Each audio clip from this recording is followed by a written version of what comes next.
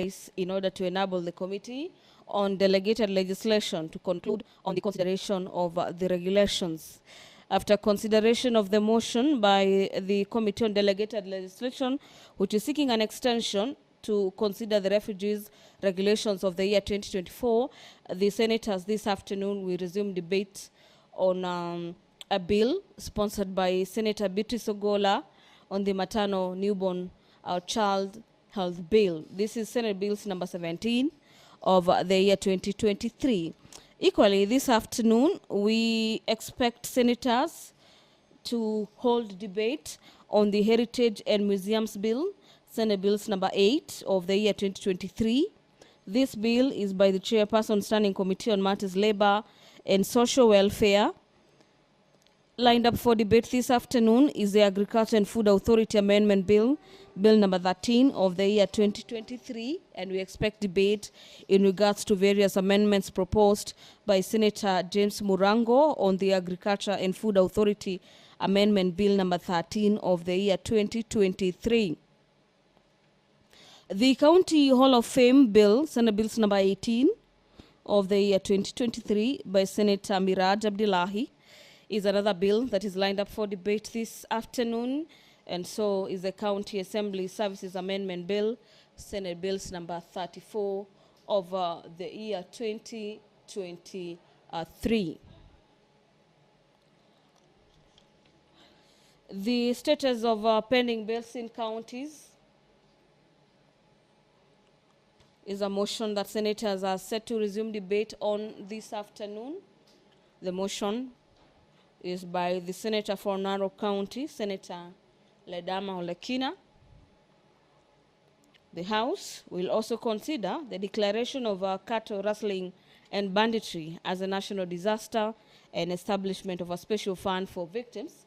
And this is a motion by Senator for Baringo County, Senator William Chiptumo. If you're just joining us, the business of the Senate is just about to commence. Senator Veronica Maina, a member of the Speaker's panel, is presiding over the business of the Senate this afternoon. Allow me to hand you over for this live broadcast brought to you by KBC in partnership with PBU. My name is Gladys Mungai. Enjoy your viewing. Let's pray.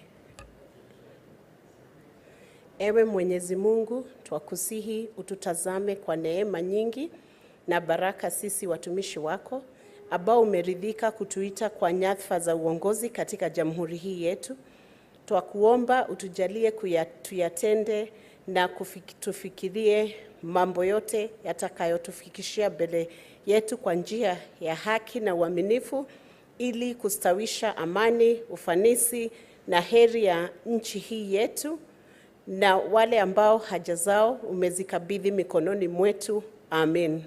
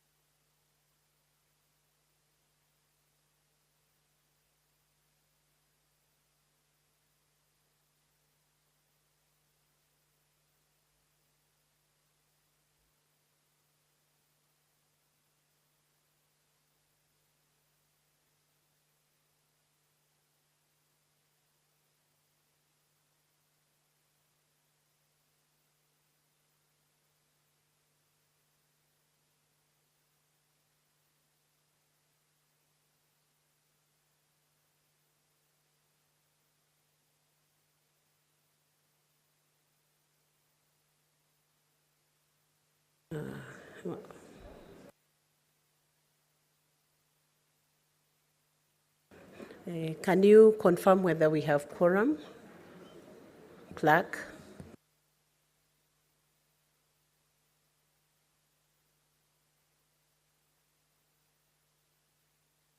We are not yet quorate, so I'll request the bell to be rung. Sergeant at Arms, can you ring the bell for 10 minutes?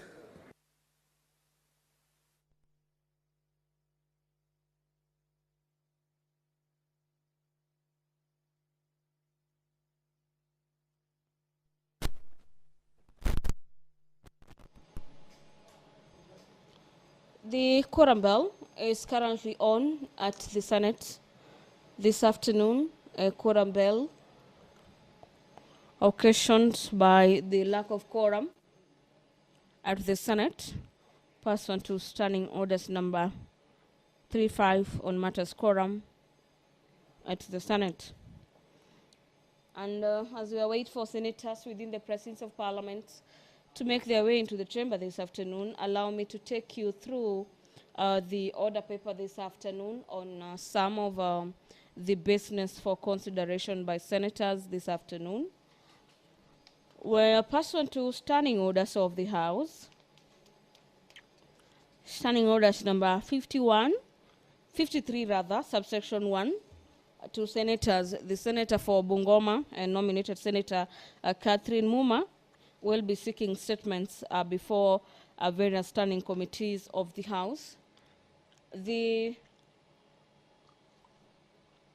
nominated Senator Catherine Muma, will be seeking a statement. The chair. Next order. Order number 3, messages. Next order. Order number 4, petitions. Order number 5, papers. Majority Leader, or is it the Majority Whip, Senator Boni Halwale? Can you lay the papers? Thank you, Madam Speaker. Madam Speaker, I beg to lay the following paper on the table of this Senate today, 7th May 2027, being the report of the Auditor General on the financial statement of Yata Water Services Company Limited for the year ended 30th of June 2023. Madam Speaker, I thank you. Did you hear the Senator of Cherangani, not Cherangani, of Nandi, Senator Cherargei, calling me Kimunya must go? Mr. Speaker, Madam Speaker, Madam Speaker, I do not wish him to withdraw and apologize, but I beg him to rise to that standard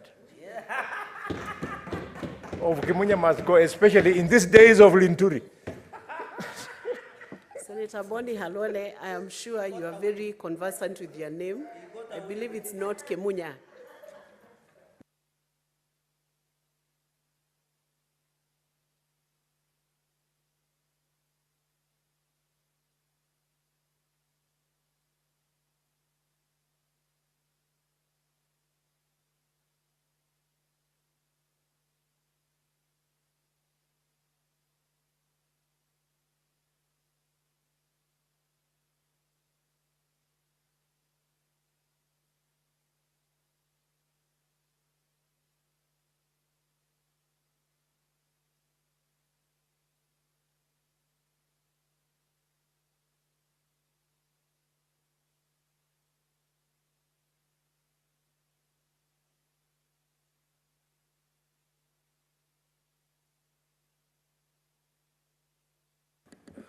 Next order, clerk.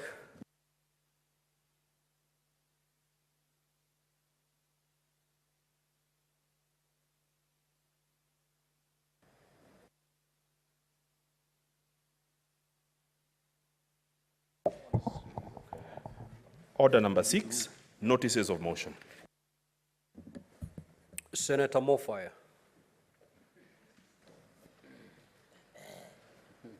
Thank you, Honorable Speaker. I wish to give notice of motion, extension of time. Aware that the Committee on Delegated Legislation established under Standing Order 195 of the Senate Standing Orders and is mandated to scrutinize statutory instruments laid before the Senate. Recording that pursuant to Standing Order 195-2 and 3 of the Senate Standing Order on 1st of February 2004, the Refugees General Regulations 2024 were arraigned in the Senate and thereafter stood committed to the Committee on Delegated Legislation for its consideration. Noting that the Refugees General Regulations 2024 seek to give effect to the Refugees Act Cap 173 of the laws of Kenya, and that the regulations touch on core functions of the county government as set out at Part 2 of the 4th schedule to the Constitution, including health, control pollution, county planning and development, public works and service, as well as government at the local level. Noting that the considered regulations due to the gravity of the impact of the regulations, the Committee on Delegated Legislation met with officials from the Ministry of Interior and National Administration on Tuesday, 2nd May 2024, and directed the Cabinet Secretary and the Principal Secretary, Minister of Interior and National Administration, to provide evidence of the conduct of public participation on the regulations and to table a regulatory impact statement pursuant to Part 3 of the Statutory Instrument Act 2013, Cap 2A of the laws of Kenya. Appreciating that under Section 15 of the Statutory Instruments Act 2013, the Committee on Delegated Legislation is required within 28 sitting days after the date of referral of a statutory instrument to the committee or such a period as the House may, by resolution, approve to either accede to the regulations or where it does not accede to the regulations, to recommend to the Senate that the Senate resolves that the statutory instrument be annulled. Noting that the 28 days timeline provided to the committee under Section 15 of the Statutory Instruments Act 2013 is due to lapse on Tuesday, 7th May 2024, and noting that the Committee on Delegated Legislation requires further time to exhaustively consider the regulations, particularly with regard to the conduct of public participation by the Minister of Interior and the Minister of Interior and National Administration, and the provision of a regulatory impact statement pursuant. Now, therefore, pursuant to Section 15.3 of the Statutory Instruments Act 2013, the Senate resolved to extend timeline for the consideration of the Refugees General Regulations 2024 by a further 21 days in order to enable the Committee on Delegated Legislation to exhaustively consider the regulations. I lay. Senator Mwenda Gataya Mofaya, Chairperson, Committee on Delegated Legislation, today, 7th of May 2024.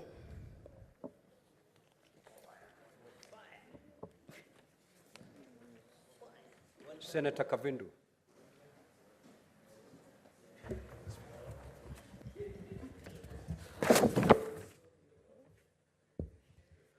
Thank you, Mr. Speaker. Notice of motion, adoption of progressive report of the Haddock Committee on compensation of the Kenyan victims of 1998 bombing of the United States of America Embassy in Nairobi.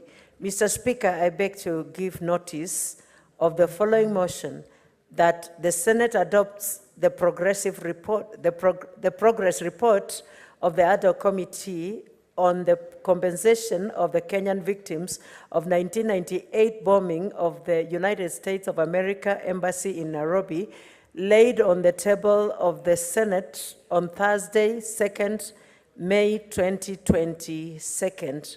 The chairperson had a committee on the compensation of the Kenyan victims of 1998 bombing of the United States of America, Agnes Kavindu Muthama. Thank you, Mr. Speaker. Thank you. Next, Order Clerk. Order number 7, questions and statements. Statement pursuant to Standing Order 52, the Honorable Enoch Wambua.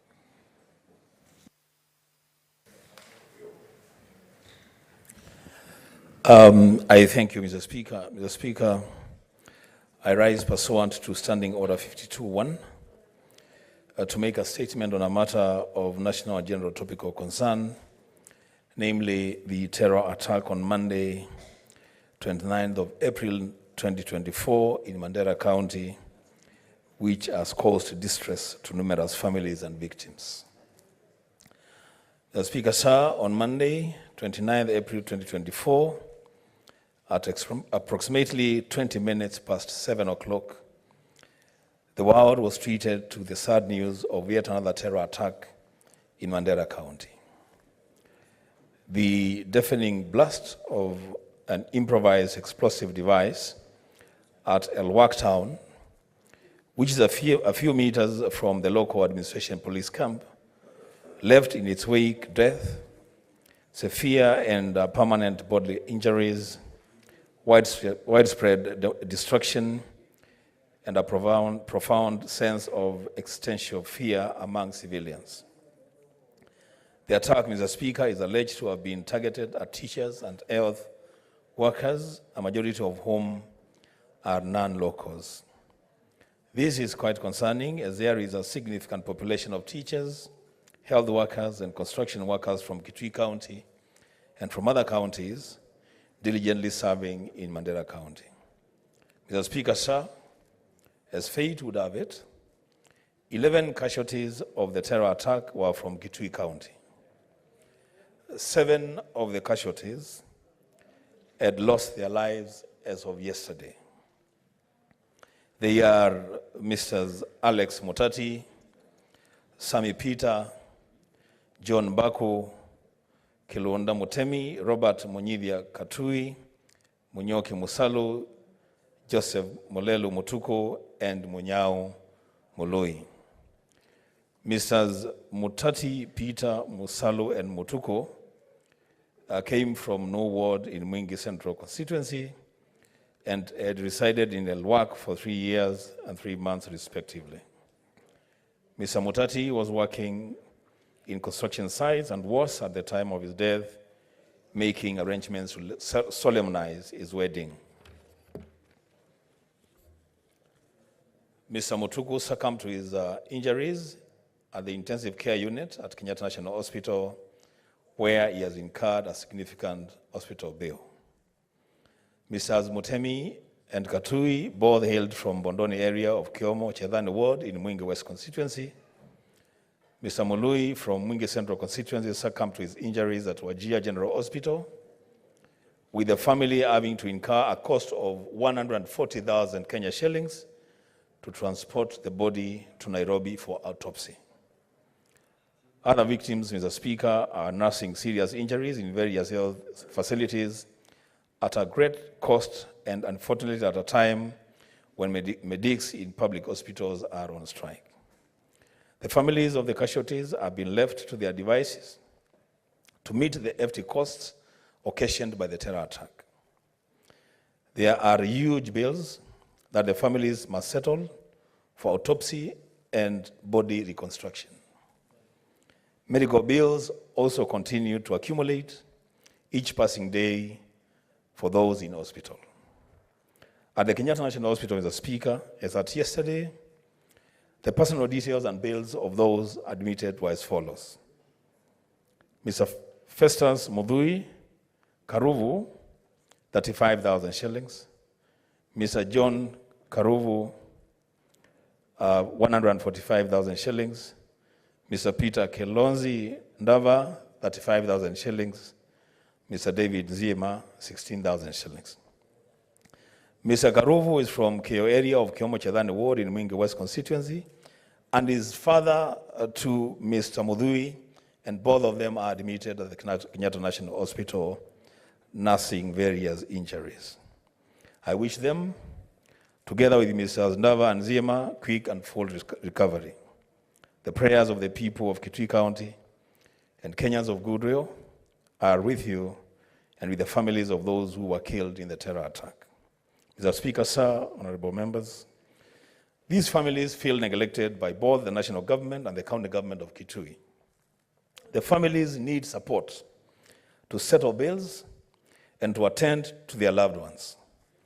The families and surviving victims want to deserve justice for the loved ones they have lost, which only the national government is endowed with the capacity to deliver. I, therefore, as a senator elected in Kitui County, ask the national government to give an unqualified commitment to step in and help the victims and their families. I am asking the government to foot all pending hospital and mortuary bills for the victims, to take care of the burial expenses of those killed in the terror attack, and to fast-track investigations into the attack to facilitate closure on the part of surviving victims and families. Mr. Speaker, sir, these cowardly acts of terror by invisible enemies are meant to inflict grief and terrorize innocent people to live in fear. The terrorists wish to cause divisions along religious and ethnic lines. The people of Kitui County have had a long and mutually rewarding commercial and social relationships with the people of Mandera County, and have for decades engaged in booming livestock trade and exported both skilled and semi-skilled labor across their borders. Mr. Speaker, sir, I implore our people from both counties not to allow themselves to be divided by an enemy whose mission is to destroy the foundations of cordial relations and lay evil foundations of hatred, death, and destruction.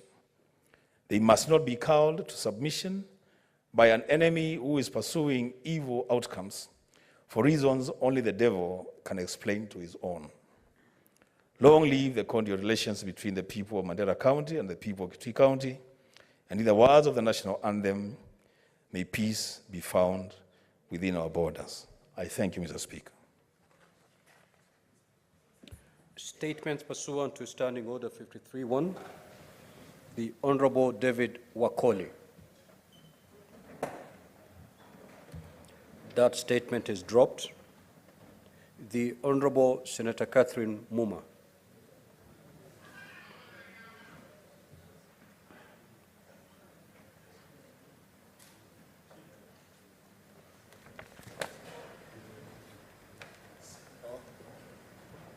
Thank you, Mr. Speaker. I'm reading this on behalf of Senator Catherine Muma, who is out of the country. Statement on flood disaster response in Nairobi City County.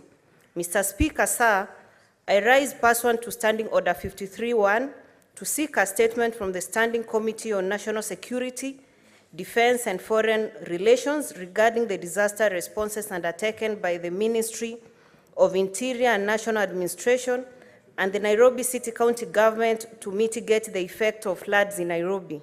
In the statement, the committee should, 1, clarify the existence of an intergovernmental agreement between the Ministry of Interior and National Administration and the Nairobi City County Government for coordinating flood responses, specifying tasks assigned to each level of government.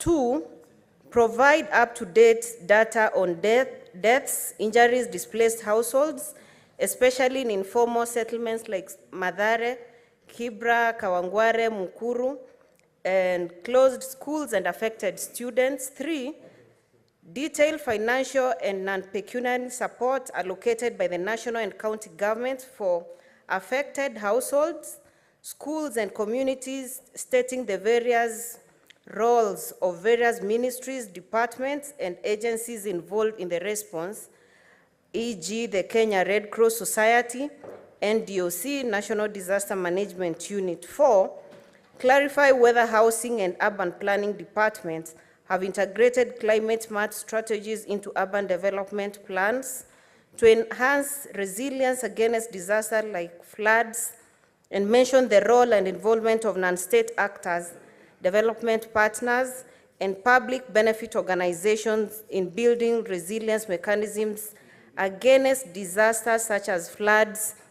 And finally, coordinate an intergovernmental disaster management conference involving national government executives, the Council of Governors, Parliament, and other stakeholders to review national disaster response strategies and identify areas for legal, policy, regulatory, and institutional improvements. Senator Catherine Muma, MP.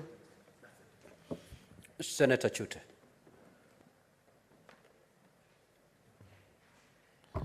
Thank you very much, Honorable Speaker. I have two statements to read. One is a request for a statement on the distribution and use of harmful pesticide and herbicides in Kenya. Mr. Speaker, sir, I rise pursuant to Standing Order 53-1 to seek a statement from the Standing Committee on Agriculture, Livestock and Fisheries regarding the distribution and use of harmful pesticides and herbicides in Kenya. In the statement, the committee should, 1, report on the extent of use of pesticides and herbicides manufactured by Syngenta, Bayer AG, and Monsanto, which have been banned in other jurisdictions, including the United States of America and Europe, for causing widespread aggressive form of cancer. Number 2, confirm whether the farms have been selling 85% of pesticide and herbicides classified as highly hazardous by the Pesticide Action Network, PAN, to farmers in Kenya. Establish whether the pesticides and herbicides sold by the farm are banned by the European Union, and state the reasons for the ban. Number 3, investigate and clarify whether the 3 farms willingly and knowingly presented pesticides and herbicides with high levels of acute or chronic hazards to human health and the environment, and whether the pesticide used in locust control were approved by PAN. These are Pesticide Action Network. Number 4, obtain data on the number of people reported to have suffered adverse effects from the harmful pesticides and herbicides, clarifying whether the 3 farms have compensated people for loss of lives, livestock, and environmental degradation from their harmful pesticides and herbicides. And finally, number 5, state any measures the ministry has put in place to protect farmers from such unscrupulous manufacturers and traders. Honorable Speaker, my statement, the second statement reads, is on the unregulated sale of harmful hair relaxers and bleaching substances by L'Oreal International Cosmetics and Beauty Company.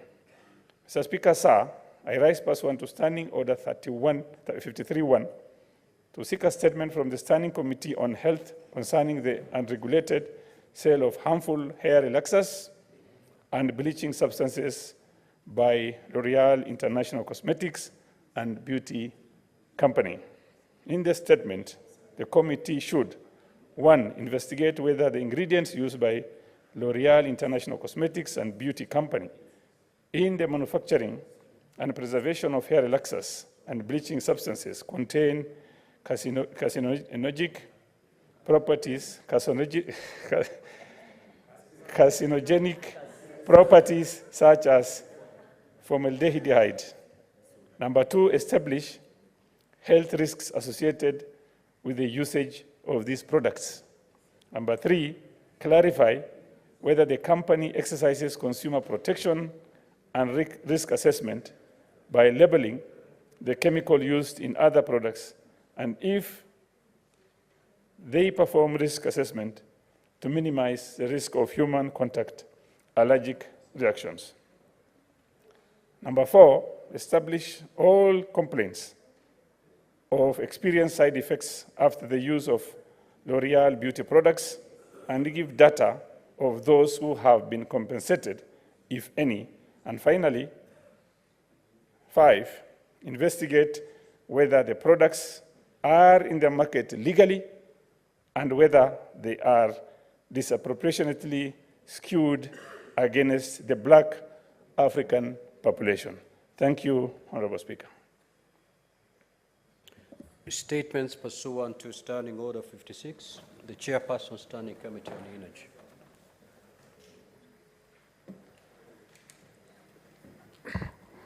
Thank you very much, Mr. Speaker. The statement, I rise understanding Order 56.1a to make a statement relating to matter to which the committee is responsible. I wish to make a statement on the overflowing of the dams used by the Kenyan to generate electricity in the country due to the ongoing heavy rains. Mr. Speaker, let me begin by acknowledging that the rains we have experienced as a country have come with a lot of destruction to property, injuries, and death. As a committee, and as the chairperson of the Senate Standing Committee on Energy, allow me to tender my condolences to the family of everyone who has lost their loved ones. Mr. Speaker, on Thursday, the 2nd May 2024, the committee had the opportunity to overfly the 7 Forks dams that Kenyan uses to generate electricity in the country. I want to report that what we saw was a situation that is very critical. Mr. Speaker, sir, as at 6 o'clock on the 6th of May 2024, Masinga Dam was discharging 850.34 cubic meters of water per second.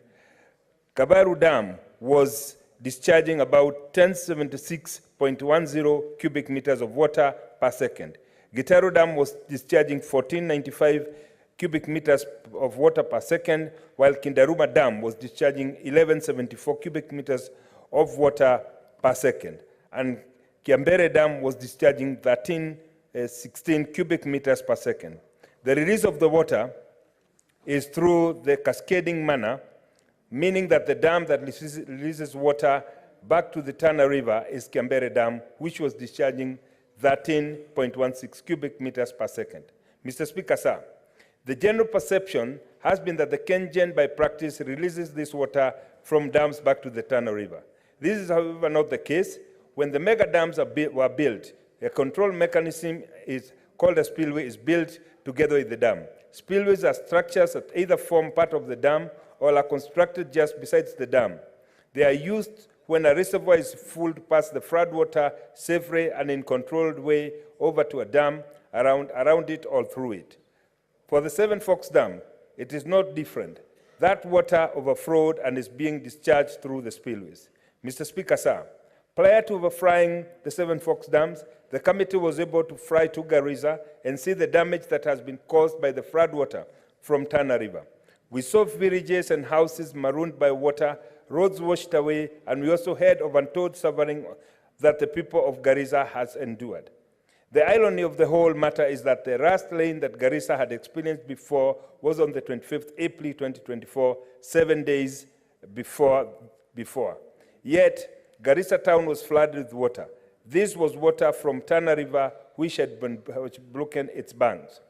Mr. Speaker, sir, following the consultation with the Cabinet Secretary, Ministry of Energy and Petroleum, the Managing Director of KenGen, a temporary measure to mitigate the situation would be to raise the wall of Masiga Dam by 1 meter. This would significantly delay the overflowing of water downstream. A permanent solution, however, is the construction of the dikes at the most vulnerable, sensitive places in the Tana River and the construction of the High Grand Falls Dam.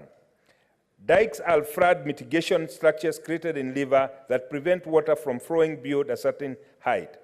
These flood control structures are used to protect coastlines, riverbanks, agricultural fields, homes, urban areas, and other properties.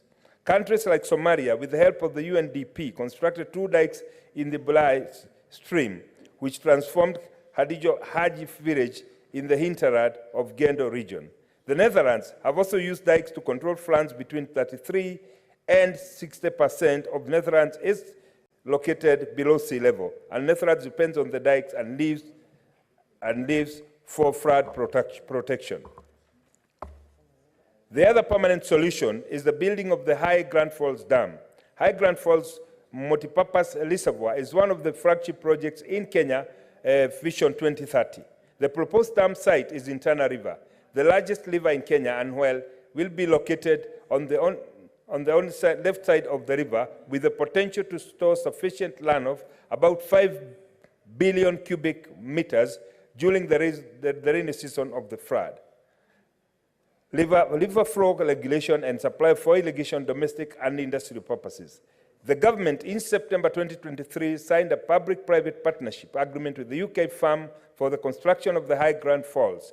It will cost roughly Kenya shillings 425 billion to construct and complete the dam, which will be able to hold 5.7 billion cubic meter of water and generate over 700 megawatts of electricity. The construction of the dam will therefore control the floodwaters from Tana River and will prevent destruction of life and property. Even though, with all the rainwater that has been in people's mind in the reduction of cost of electricity, arising from the increased generation through hydropower, notably the cost of electricity has reduced by 13%. This is attributed to the increased power generation through hydro and hence significant reduction of the cost of fuel associated with thermal plants. Finally, Mr. Speaker, the rain that the country has received has been abnormal. The destruction witnessed has been catastrophic and the death toll has been high. I urge everyone to take utmost care during this rainy season. Let us avoid unnecessary risks and let us keep safe. Thank you, Mr. Speaker. Senator Fernandi, you know you cannot raise on a point of order if there's no senator on their feet.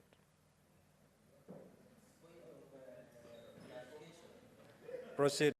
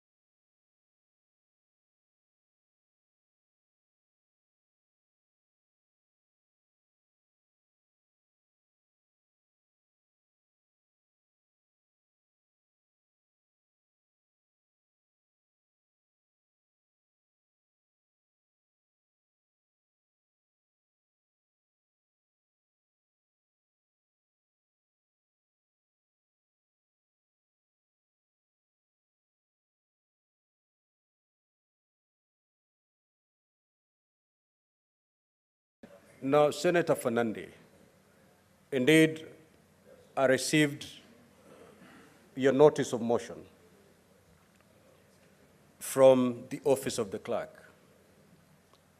Now, as you may be aware, it is upon the Speaker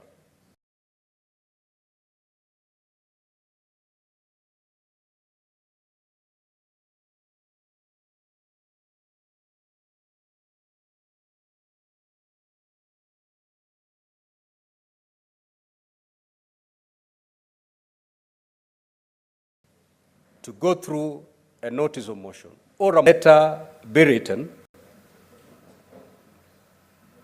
indicating all those complaints,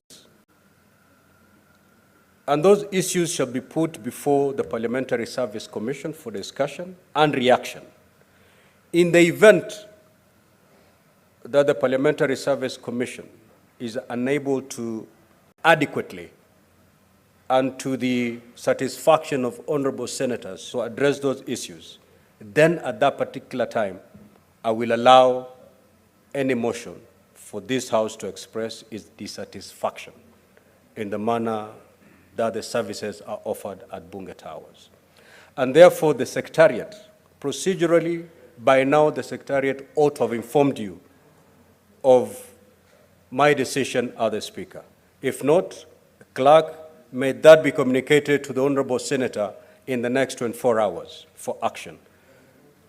Next order. Yes, Honorable Mungatana. There are very important issues that were raised in the statements. We will request you if you can give us opportunities to make comments on those statements, Mr. Speaker. Very well. Thank you, sir. So before we move to the next order, I will allow for 30 minutes as allowable and our standing order for honorable senators to make some intervention on the statements that have been made. Now, we have only half an hour under standing orders, and I can see my dashboard is almost full. So as you speak, honorable senators, be mindful of your colleagues. The Honorable Mungatana. Mr. Speaker, I rise to support the statement that was raised by the Senator nominated Catherine Muma, as read by our very own Senator Esther Ekenyuri, that is directed on the committee, to the Committee of National Security, Defense, and Foreign Relations on the disaster response. Mr. Speaker, in Nairobi County. Mr. Speaker, I was going to request that this committee, as it investigates the issues that have been raised by the Honorable Catherine Muma, Mr. Speaker, to also seek clarification on just two quick ones. Mr. Speaker, His Excellency the President visited the area of Mathare and directed that the people, 40,000 households who have been affected, will be paid 10,000 shillings per household to help them in the relocation. I would want the committee to find out if the same amount of money or even more can be extended to other counties like Tana River County, which have been badly affected, and people have also been relocated from their ordinary places of living. I thank you, Mr. Speaker. Senator Sifuna. Mr. Speaker, allow me to inform the Honorable Mungatana that in fact the announcement by the President yesterday was on plans that his government is intending to put in place to help the people of Nairobi, and this is coming 2 weeks after people have been moved from their houses, after their houses have been washed away. I was extremely disappointed, Honorable Speaker, that instead of coming and addressing the people of Mathare about what the government has already done, the head of state was talking about things that he's going to do. Where does he think these people have been living for the past 2 weeks? Mr. Speaker, this rain in Nairobi started beating What is us. your point of order, Senator Fernandez? Mr. Speaker, I rise under fourth schedule on devolved functions, and also section 148 is it of the Public Finance Management Act. Is it a standing order number 1 and 105 if you want a standing orders? Mr. Speaker, is it in order for my brother Senator Edwin Sifuna to mislead the House, yet issues of disaster and emergency under the budgeting process by the PMF Act, at least 2% of that money should be allocated fighting disasters, Mr. Speaker? The point I'm trying to make is that the issue of handling disaster preparedness is not an exclusive function of national government. What Senator Sifuna should be telling the nation is what is the Nairobi City County government has done in Mathare before Senator Gloria, we do not allow understanding orders for choruses in this House. Conclude. Mr. Speaker, In fact, the national government only come to supplement, Mr. Speaker. So is it in order, what Senator Sifuna should be telling the nation, what have they done as a county government to address the challenges while we sympathize and empathize with the people who have been affected in this city? What have they done as Nairobi City County on their 2%? And Mr. Speaker, sir, it is money that is allocated under the county revenue, Mr. Speaker. And for the information of the House, the governor of Nairobi said national government has given support to a tune of 500 million, Mr. Speaker. So you cannot allow Senator Sifuna to get away with misinformation and misleading the country, Mr. Speaker. He should be ruled out of order. Senator Sifuna, if I got you correctly, you indicated that the head of state came to Mathare 2 weeks after the floods had ravaged the area. And instead of coming to say what the national government had done, he came to state what his government was going to do.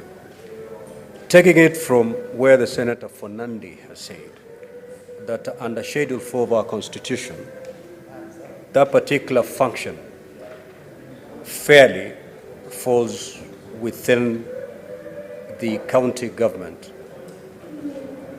Would you still want to pursue that line? Or? I will absolutely insist on that line, Mr. Speaker. And Mr. Speaker, if you protect me from these frivolous points of order, I was actually going to tell you what the county government has done. But I was expressing my disappointment. Mr. Speaker, this rain in Nairobi started beating us seriously on the 20th of April. By the 24th of April, we, the leadership of Nairobi, were calling for the national government to declare this a national disaster because our own county was overwhelmed.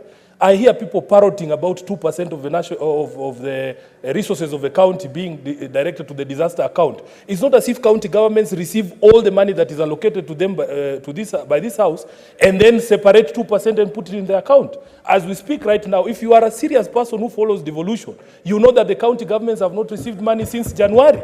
The equitable share of county governments has not reached the counties by from January.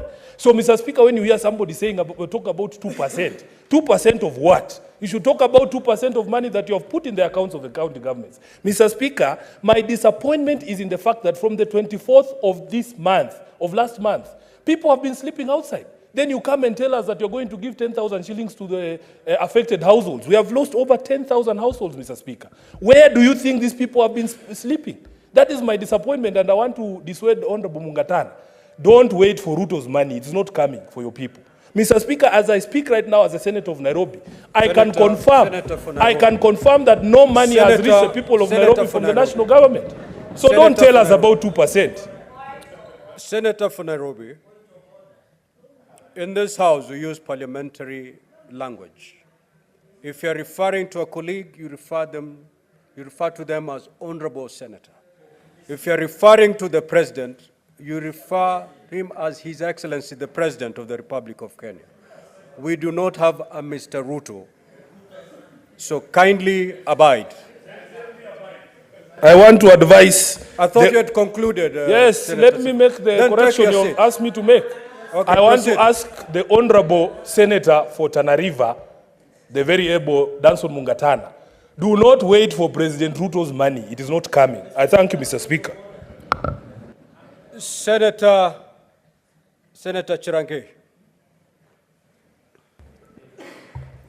Mr. Speaker, I want to make a comment on Senator Muma. Mr. Speaker, I want to thank the national government for supplementing what the default function is.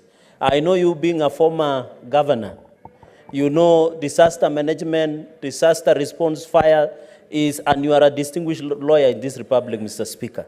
Mr. Speaker, I want to call upon county governments. I have seen even your county, some floods have started happening. That the 2% of the total of county revenue should be allocated. It is under the law. Whether the national government releases the money today or even in January, Mr. Speaker, they must allocate because that's what the budget is all about, Mr. Speaker. Mr. Speaker, I want to thank the President because despite this being a devolved function, Mr. Speaker, he promised that Kenyans will be given 10,000 shillings as a way of alleviating, Mr. Speaker. The Council of Governors should tell this nation, individual governors of Kitui, of Siaya, of Nandi, of Vihiga should be telling the country what did they do with the 2% that they were supposed to manage disaster in this republic, Mr. Speaker. Mr. Speaker, Mr. Speaker, I want to say Order, this. order, Senator Fernandi. What is your point of order, Senator, for Homa Bay? Mr. Speaker, the distinguished senator from Nandi, who was the powerful chair of Justice and Legal Affairs Committee, has obviously not read the Constitution. Mr. Speaker, is a senator in order to mislead this House that disaster management is a function of county governments and that the national government can only come in to assist, when in the 4th schedule of the Constitution, the functions assigned to the national government, function number 24, is disaster management. And Mr. Speaker, where a function is shared between national and county, then the national government takes the lead, sets the policy, sets the structures for county governments to follow. And so, Mr. Speaker, my friend Senator Cherargei needs to go slow on county governments and turn his guns on the culprits, which is a national government that is obviously clueless in the midst of a disaster. Senator Fernandi, get. Mr. Speaker, that's I just want to do rebuttal in 30 seconds. When you read under 4th schedule, part 2 on county governments, and I invite function number 12, firefighting services and disaster management. Mr. Speaker, my chairman. Order. Senator for Nairobi. Mr. Speaker. Senator for Nairobi. Senator for Nairobi. Okay. If the chair is speaking, you keep quiet. My apologies. Now, Senator for Nairobi, we are not going to degenerate into a shouting match. It's a house of order, so we must be orderly. Now, Senator Fernandi, you know that those functions that are a preserve of one level and that those functions that are shared. Disaster management is one of such functions as per our Constitution. So please be guided as you make your contribution. Mr. Speaker, the reason we should introduce monthly mandamano on heckling for Senator Sifuna. Mr. Speaker, what I wanted to the point is... Senator Fernandi, yes, Mr. proceed Speaker. to withdraw that particular statement. Okay, I withdraw, but the point has been made. Mr. Speaker, what I wanted to say, Mr. Speaker, I withdraw and apologize. Order, honorable senators. I withdraw and apologize, but the point has been made. Mr. Speaker, can I be protected? Can I Senator Fernandi, would you wish to be informed by the senator from Mombasa? No. I am sufficiently informed, Mr. Speaker. Then proceed. You can see how I am prosecuting my points, Mr. Speaker. Mr. Speaker, the notion I want to correct, while I agree that the issue of disaster management is concurrent function, my good brother, the chair of Public Accounts Committee, has been reading daily to governors about the 2% emergency fund. But when it comes before the floor of the Mr. Speaker, Anaturuka. Mr. Speaker, the point I wanted to make, and I want to thank the President, and you heard the governor of Nairobi yesterday, it is unanswered. He said national government has given in kind and in cash over 500 million to assist the people of Nairobi. We have the people of Nakuru, Mr. Speaker. We have the people that have been affected in Kilifi, Mr. Speaker. We must thank the national government and the President, His Excellency President William Ruto, for standing with the people. Mr. Speaker, he went even and prayed for the victims in Mayumayu, where my sister, the Deputy Majority Leader, was there. He went to Mathare himself. Senator Sifuna has not even gone to Mathare, Mr. Speaker. He has not gone even Muguru kwa Njenga. There is Muguru kwa Ruben, Mr. Speaker. Order, Senator. He has Nairobi. never gone, Mr. Speaker. Senator, then what can he tell us? Senator Fernandi, okay. Please, take your seat. Now, Senator for Nairobi, you know, if you have a point of order, you know what to do. You need not shout. Okay? Senator Fernandi, conclude. Mr. Speaker, in conclusion on the issue of disaster, let the senator conclude. Let me conclude on Senator Chute's, Mr. Speaker, in conclusion. As farmers, we are aware there are many herbicides and acaricides that have been banned in US. We have seen increased cases in Mandera, Marsabit, and even across the country. Mr. Speaker, when not Bayern Munich, Bayern AG, Syngenta, and herbicides, Mr. Senator Speaker. Sifuna, what is your point of order? Mr. Speaker, on understanding Order 105 on statements, responsibility for statements of fact, Is the senator of Nandi sure about the things he's telling this House, that I have not visited any of the places that have been affected by this flood damage? I know for a fact I have been there myself. So when he starts here, can he substantiate that Sifuna has not been to these places, Mr. Speaker? Senator Fernande, if you're not sure about any facts, don't put them on the floor of the House. And on the particular matter touching on the Honorable Senator for Nairobi, you alleging that he's not visited any of these sites. If you don't have, if you cannot substantiate that particular matter, proceed. Mr. Speaker, I didn't say, I mentioned 3 places. I didn't say he has not visited. My answer can bear me. I have said I'm not sure if the senator of Nairobi has visited Mathare the way the president has visited. Senator Mr. Speaker, in conclusion. Senator for Nairobi, the Senator Fernande is not sure. You may have, you may not have. Yes. Which is quite okay. Proceed and conclude, Senator I did learn proper English, Mr. Speaker, sir. Proceed. Mr. Speaker, sir, in conclusion, the issue of cancer, I am co-sponsoring a bill with Mheshimiwa Rahim Daud on Cancer Prevention Amendment Act, and I'm happy you have approved, Mr. Speaker. We must work. In my farmers, we are using CN. We don't know the fake fertilizer, Mr. Speaker, if us have some cancer-causing agents. Maybe our only doctor in the House, Dr. Kalwale, will tell us, Mr. Speaker. So the point I'm trying to make, let the Committee of Health conclude this issue, and I want to call upon senators who have not visited their victims of floods to visit and take pictures so that we can have record of their donations, like Senator Professor Tomo Jenda. I thank you, Mr. Speaker. Senator Tomo Jenda.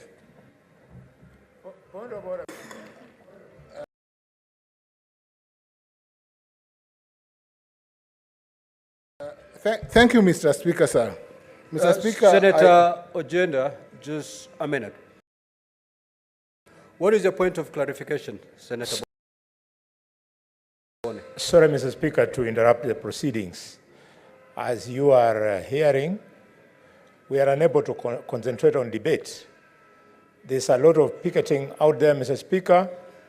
And, Mr. Speaker, it has been happening every day we sit, and I've come to learn that those are doctors wanting to present a memorandum. Mr. Speaker, sir, could you please order the clerk or your deputy speaker or the leader of the majority to go and receive the memorandum so that they can go away. We continue with our business, Mr. Speaker. No, a whip whips members in the House. Senator Boni, we are not even sure who these people are. You proceeded to assume that they're doctors. Sergeant at times, kindly confirm who these people are, what exactly they want to report to us, and from there we can see exactly how we can handle the situation so that honorable senators can concentrate on the business before the House. Senator Professor Tomo Jenda. Thank you, Mr. Speaker, for giving me an opportunity to contribute to this, to make a statement, to contribute to the statement on flood disaster response in Nairobi County. Mr. Speaker, sir. Mr. Speaker, the flooding in this country this year, I must say, is unprecedented. And unprecedented, Mr. Speaker, because the volumes of water that we have received from the precipitation in most parts of the country, Mr. Speaker, sir, has caused or led to a disaster and to the loss of lives. It is fresh in our mind, Mr. Speaker, sir, that in Mayamahiu, many lives were lost out of a disaster that has never been seen in this country before. Mr. Speaker, in my own county of Kisumu, we have not only lost crop, livestock, but also lives because of, Mr. Speaker, for the first time, Mr. Speaker, since 1964, the volume of water in Lake Victoria has moved from less than 2.4 million to now 2.6 million cubic liters per minute or per second in the lake, leading to a backflow that has affected Kabonyo, Kanagual, Nyakach, and other sub-counties in Kisumu County. Mr. Speaker, sir, the response of the government, Mr. Speaker, sir, must be commended because the government, Mr. Speaker, sir, has ensured that relief is supplied to the sub-counties. Our DCCs, Mr. Speaker, and our county commissioners are out there bringing help to our people, Mr. Speaker, sir. And we must laud this, Mr. Speaker, sir. My colleagues, Mr. Kajwang from Homa Bay County, is also Senator Kajwang. Homa Bay County has suffered from the same floods. Migori County has suffered from the floods. And we must commend, Mr. Speaker, the President, for taking personal effort to visit Mathare and to assure the residents of Mathare that we must improve the living conditions of the residents, Mr. Speaker, sir, by constructing houses so that people are moved away from the riparian land, Mr. Senator Speaker, sir. Fernande, honestly, we have enough noise. Mr. Speaker, however, we acknowledge that disaster management is a dual function, both of the national government and the county government. And Mr. Speaker, sir, it is time that we have a framework where the national government and the county government deal with disasters in a manner that does not lead to some of the hitches that we have seen in certain places, Mr. Speaker, sir. And I hope, Mr. Speaker, sir, that going forward, we must plan for disasters and stop these floods once and for all. Mr. Speaker, sir, that can only be achieved by ensuring that we build enough dams in some of these counties, Mr. Speaker, sir. The floods in Kisumu, Mr. Speaker, sir, can easily be controlled by completing some of the dam projects, like Soin Dam, so that we do not have flows or backflows because the volumes in the lake are swollen. And I think Senator Oburu of Siaya is nodding in support of the suggestion that we need to complete the Soin Dam. Yes, Mr. Speaker, sir, I think the support is that we complete this dam, Mr. Speaker, sir, but also, Mr. Speaker, sir, that we ensure that all riparian land is cleared of habitations or habitats that inhibit the free flow of Nairobi River, so that we limit some of these deaths that we are seeing here, Mr. Speaker. I thank you, Mr. Speaker, sir. Senator Keroche Tabitha. In waiting. Thank you, Mr. Speaker, sir, for giving me this opportunity. And I want to support the statement read by Senator Muma on what is happening in the country about the floods. Nakuru County is one of the most affected county. I think we've experienced the worst strategy, and we've lost by yesterday, I think 60 bodies has been recovered and 36 are missing. So we are talking of around 100 deaths in one flood. 140-something families have been misplaced. It is the worst you can ever imagine. I've been there. That's why last week you never saw me here for the last 2 days. And I'm very, very proud of His Excellency, the President, for he came personally and he gave hope to the people that have been affected. He promised and he will swear that those people will be taken care of, they will be given new homes, and they'll ensure, they'll check to see whether where they were living, it is safe or it's risky, and he'll ensure that we get a land if it's risky and where we can build them homes.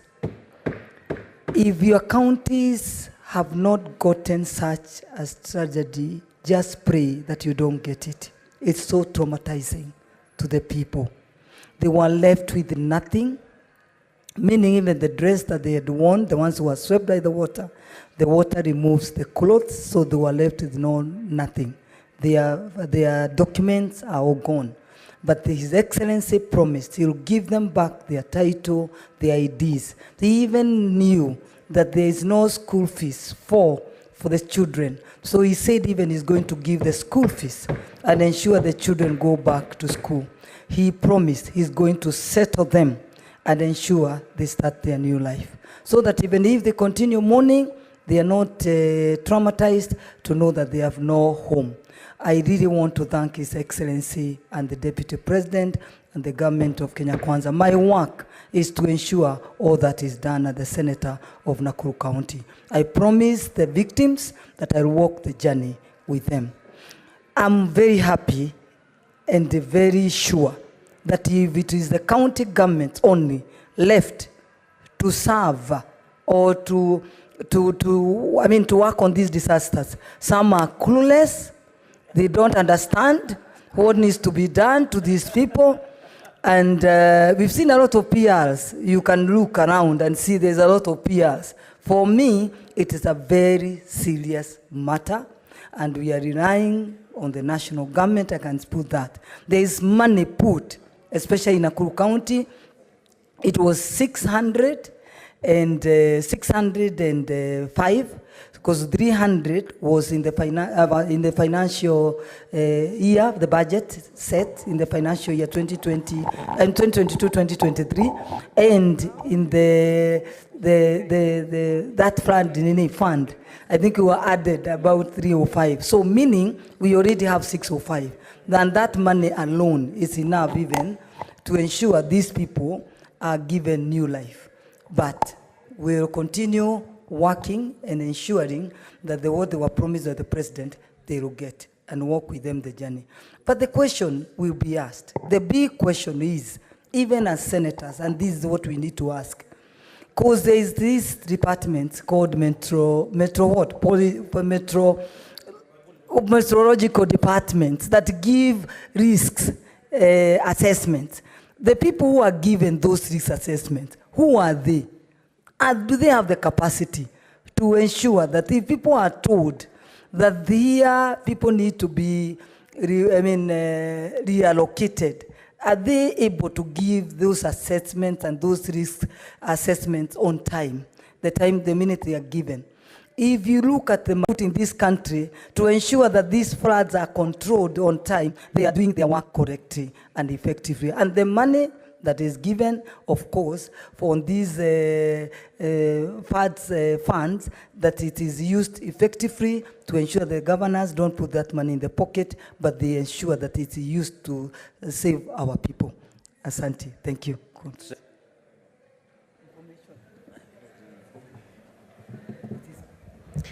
Thank you, Mr. Speaker, for giving me this opportunity to comment on the statement from Senator Moma, which was read by a nominated senator from Kisii. Mr. Speaker, these rains have really done a lot of damages, not only to Nairobi, but I think now it's in all counties. And let me speak particularly about Machakos County, and that is why, Mr. Speaker, I've raised so that the money that has been allocated to Mathare people be extended to the other counties, and especially Machakos County. When we talk of Syokimau and other many parts of Machakos, people have nowhere to sleep because people have decided to build on riparian land, and the water now has no way. So water is finding way wherever it can go, and it has decided to go into people's houses. And so people have decided to move out, others not knowing where they will go. My county government has moved majority of them to some dispensaries and others to schools, but still there are some who have not been gotten a place to stay, and they are suffering. Those who are living in Gishagi Reserve are having a very hard time because majority of them, the houses have collapsed completely. The toilets and almost everything, they have nowhere to go. They have nothing to eat. They have nothing to to even shelter themselves with, even to cover building can receive that water, it will do a lot of damage. So I'm calling upon the county government and the government itself to see what they can do about Masinga Dam before it overflows. Mr. Speaker, sir, every day I'm being called by people from Syokimau. They have nowhere. Majority of them are not even going to work. If the schools were open, the children cannot go to school because even the parents are not going to work because they have no access. The roads are impassable. The houses are, covered by water. And so the disaster management funds should be released like yesterday. And it should also be made sure that every county has been given its allocation and well taken care of. Thank you, Mr. Speaker. I support this statement. Now, honorable senators, we have expanded the 30 minutes, allowable under standing orders on the intervention of the statements. We will now move to the next order. Clerk, call the next order, please. Order number 8, motion, extension of time for the consideration of the Refugees General Regulations 2024. The Chairperson Committee on Delegated Legislation.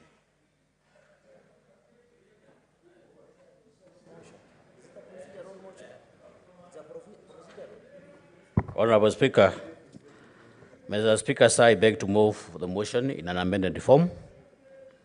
Aware that the Committee on Delegated Legislation is established understanding under 185 of the Senate Statutory Orders and is mandated to recognize through instruments laid before the Senate.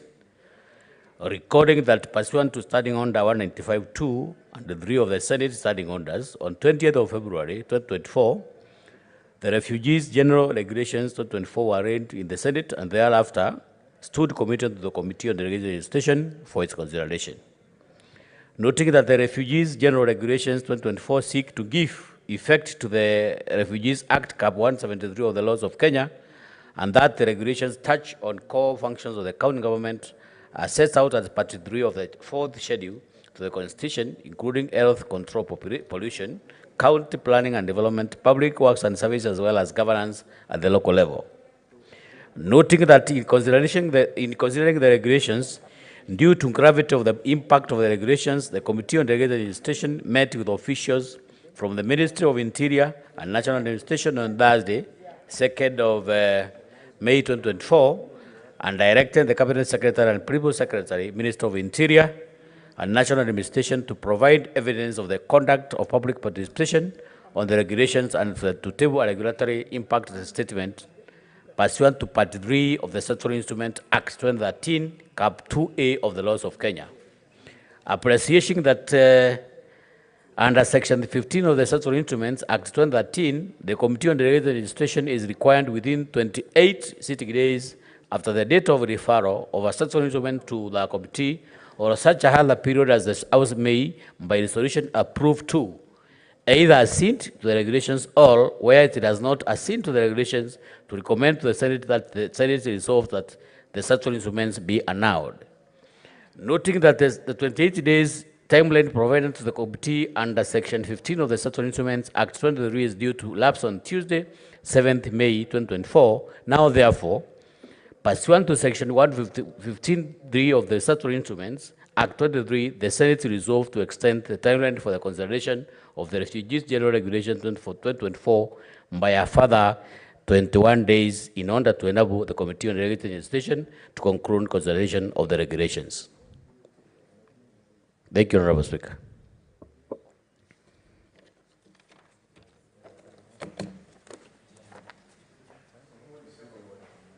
So, are you moving?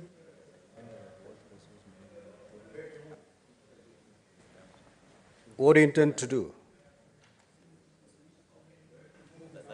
There was a slight, I request Honorable Mungatana to second the motion.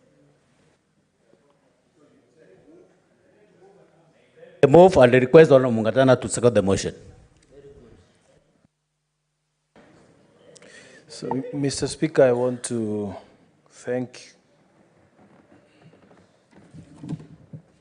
Thank you for giving me the opportunity to second this motion. Mr. Speaker, this is basically a procedural motion, so I'll not be long, except, Mr. Speaker, to just urge the cabinet secretaries and all other regulation-making bodies that it will be very useful for them to consider coming for consultation pre-publication, as the Ministry of Interior has done in this case for the refugee regulations. And when we see there are issues, we are able to discuss and agree, you are able to correct, instead of publishing and then coming later. Because when you do that, then you give us only one option, to either accede or reject those regulations, which then wastes a lot of time. So I take this opportunity to appeal to all making bodies to come for pre-publication consultations with the Committee for Delegated Legislation. I beg to second, Mr. Speaker. Thank you. Order, honorable senators. Senator Tabitha Keroche, take your seat. Senator Tabitha, you may extend your greetings after we are done with this session. Just have your seat. Now, honorable senators, I will proceed to propose the question.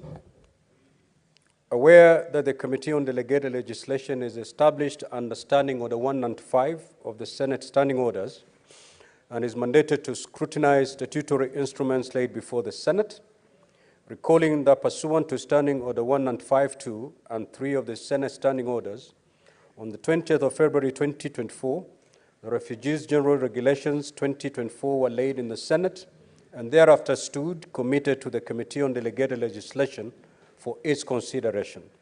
Noting that the Refugees General Regulations 2024 seek to give effect to the Refugees Act, Cap 173 of the laws of Kenya, and that the regulations touch on core functions of the county governments as set out at Part 2 of the 4th schedule to the Constitution, including health, control of pollution, county planning and development, public works and services, as well as governance at the local level.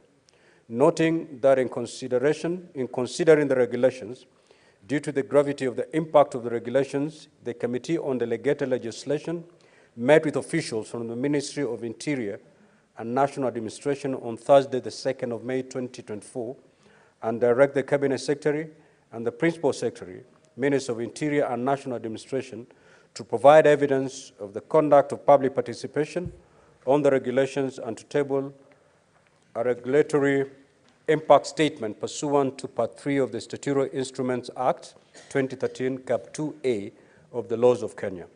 Appreciating that under Section 15 of the Statutory Instruments Act 2013, the Committee on Delegated Legislation is required, within 28 sitting days, after the date of referral of a statutory instrument to the committee, or such other period as the House may, by resolution, approve, to either accede to the regulations or, where it does not accede to the regulations, to recommend to the Senate that the Senate resolves that the statutory instrument be annulled. Noting that the 28 days timeline provided to the committee under Section 15 of the Statutory Instruments Act 2013 is due to lapse on Tuesday, 7th May 2024, that is today. Now, therefore, pursuant to Section 15.3 of the Statutory Instruments Act 2013, the Senate resolved to extend the timeline for the consideration of the Refugees General Regulations 2024 by a further 21 days in order to enable the Committee on Delegated Legislation to conclude consideration of the regulations. Now, honorable senators, this is a procedural motion. If you so allow, I'll proceed to put the question. Now, I'll proceed to put the question. That aware that the Committee on Delegated Legislation is established under Standing Order 195 of the Senate Standing Orders and is mandated to scrutinize statutory instruments laid before the Senate, recalling that pursuant to Standing Order 195(2) and 3 of the Senate Standing Orders, on the 20th of February 2024, the Refugees General Regulations 2024 were laid in the Senate and thereafter stood committed to the Committee on Delegated Legislation for its consideration. Noting that the Refugees General Regulations 2024 seek to give effect to the Refugees Act Cap 173 of the laws of Kenya, and that the regulations touch on core functions of county governments as set out at Part 2 of the 4th Schedule to the Constitution, including health, control of pollution, county planning and development, public works and services, as well as governance at the local level. Noting that in considering the regulations, due to the gravity of the impact of these regulations, the Committee on Delegated Legislation met with officials from the Ministry of Interior and National Administration on Thursday, the 2nd of May, 2024, and directed the Cabinet Secretary and the Principal Secretary, Minister of Interior and National Administration to provide evidence of the conduct of public participation on the regulations and to table a regulatory impact statement pursuant to Part 3 of the Statutory Instruments Act 2013, Cap 2A of the laws of Kenya.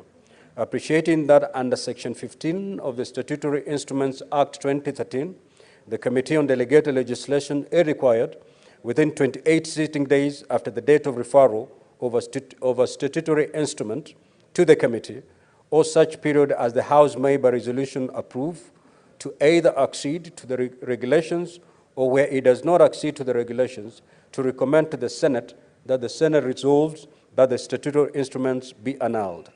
Noting that the 28 days timeline provided to the committee under Section 15 of the Statutory Instruments Act 2013 is due to lapse on Tuesday, 7th May 2024. Now, therefore, pursuant to Section 15.3 of the Statutory Instruments Act 2013, the Senate resolves to extend the timeline for the consideration of the Refugees General Regulations 2024 by a further 21 days in order to enable the Committee on Delegated Legislation to conclude consideration of the regulations. Will as many as are of that opinion say aye? Aye. Will as many as of the contrary opinion say nay? The ayes have it. Honorable Kenya, you cannot vote twice. Next order. Order number 9, the Maternal, Newborn and Child Health Bill, Senate Bills number 17 of 2023, second reading, resumption of debate.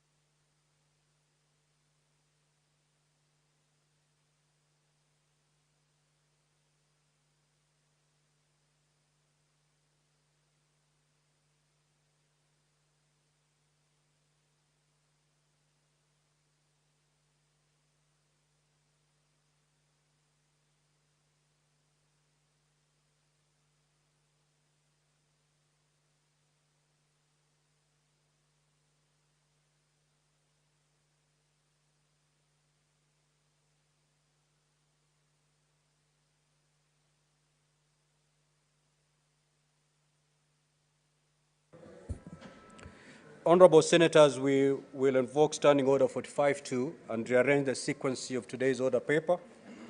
We'll proceed to order number 17, and thereafter I will give further directions. Clerk, proceed to call that order, please. Order number 17, motion, status of pending bills in counties.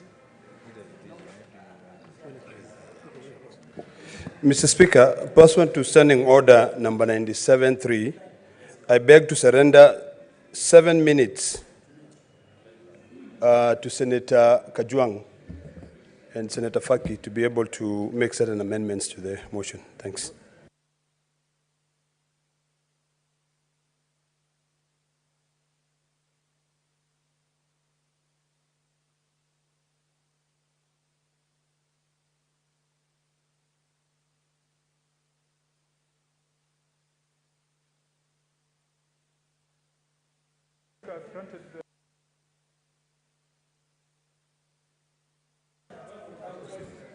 Amepeana.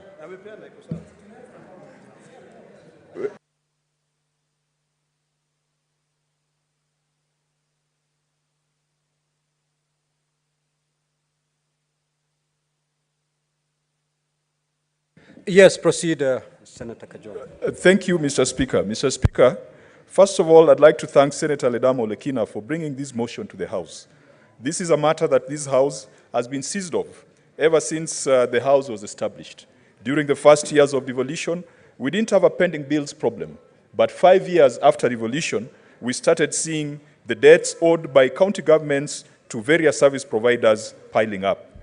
Mr. Speaker, I wish that this motion could be amended, and I therefore would wish to move that the motion by Senator Ledamo Olekina on status of pending bills in counties be amended as follows. Mr. Speaker, I wish to move that the motion be amended in paragraph 2 as follows. In subparagraph 1, by deleting all the words immediately after the word county governments and inserting the following words in place thereof.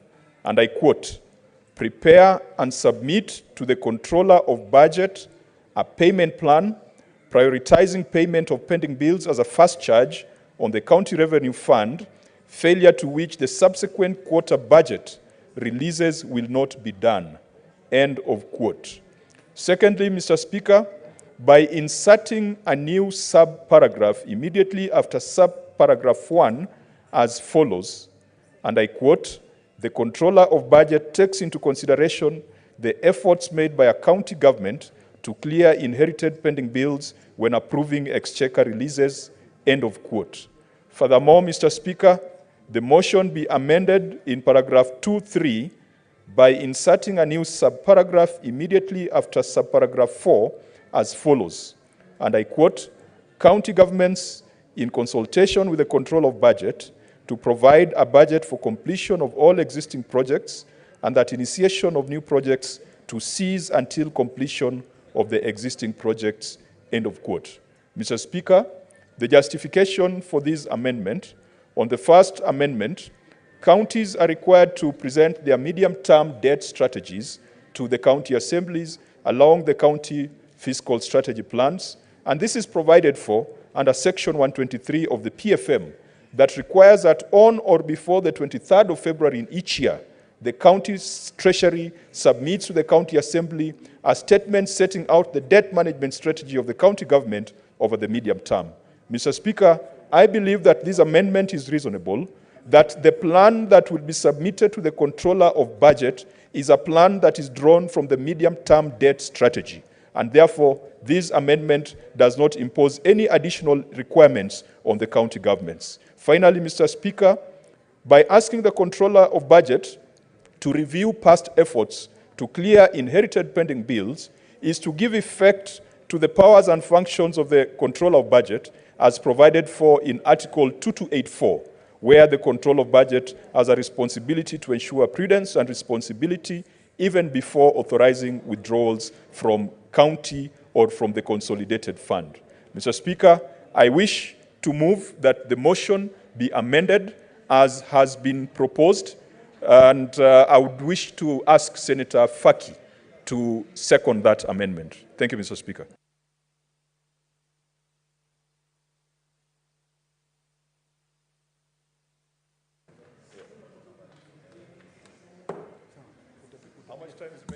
Asante Mheshimiwa Spika kwa kunipa fursa hii kuunga mkono hoja ya Senator Kajwang kufanya marekebisho ya hoja ya Senator Olekina kuhusiana na malumbukizi ya madeni.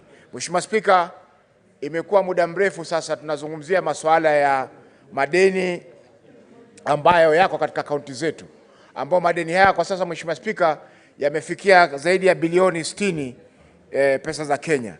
Mheshimiwa Spika, ripoti za auditor zimekuwa zikizungumzia malimbukizi haya ya madeni, lakini hakujakuwa na muafaka wowote ama jambo lolote ambalo bunge la Senate limeweza kufanya kuhakikisha kwamba deni hizi zinapungua na vile vile pia zinakuwa jambo la sahau.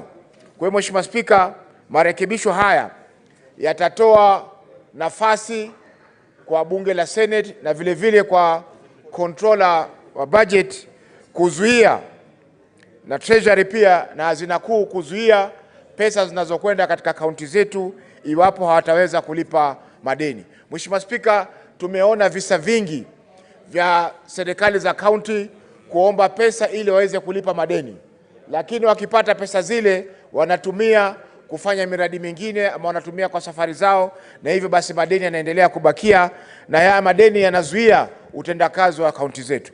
Mheshimiwa Spika, tumeona kwamba Wakenya wengi ambao wamefanya biashara na serikali za kaunti wamefilisika, mali zao zimeweza kuuzwa na vile vile wamekuwa hawawezi kufanya biashara, na hivyo basi pesa nyingi zimeweza kupotea na vile vile mali kupotea kutokana na ukosefu wa uadilifu katika serikali zetu za kaunti. Kwa Mheshimiwa Spika, marekebisho haya yatasaidia kuweka nyama ama kuweka meno ambayo yataweza kuuma wakati kutakuwa na upungufu iwapo hawataweza kulipa madeni haya kwa ule muda ambao umeweza kufanywa. Mheshimiwa Spika, naunga mkono na asante kwa kunipa fursa hii. Order, honorable senators. Senator Seki, take your seat.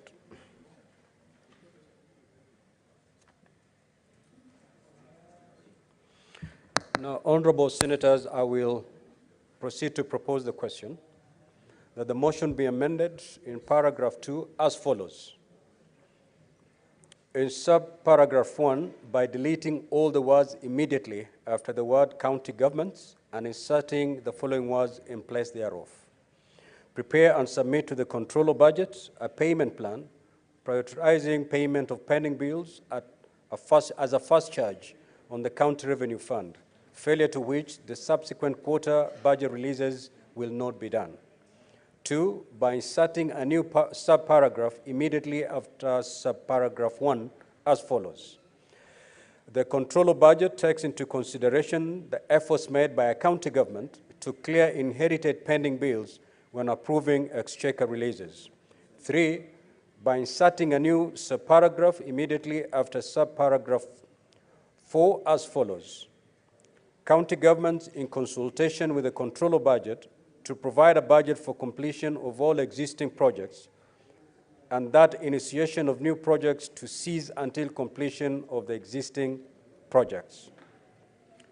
Now, honorable senators, you may proceed to make your interventions. Senator Oroba.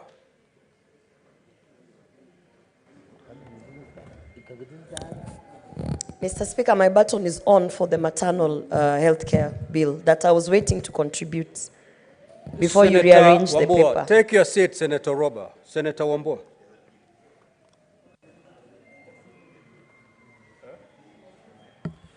I thank you, Mr. Speaker. Mr. Speaker, I do believe that we are speaking to the amendment.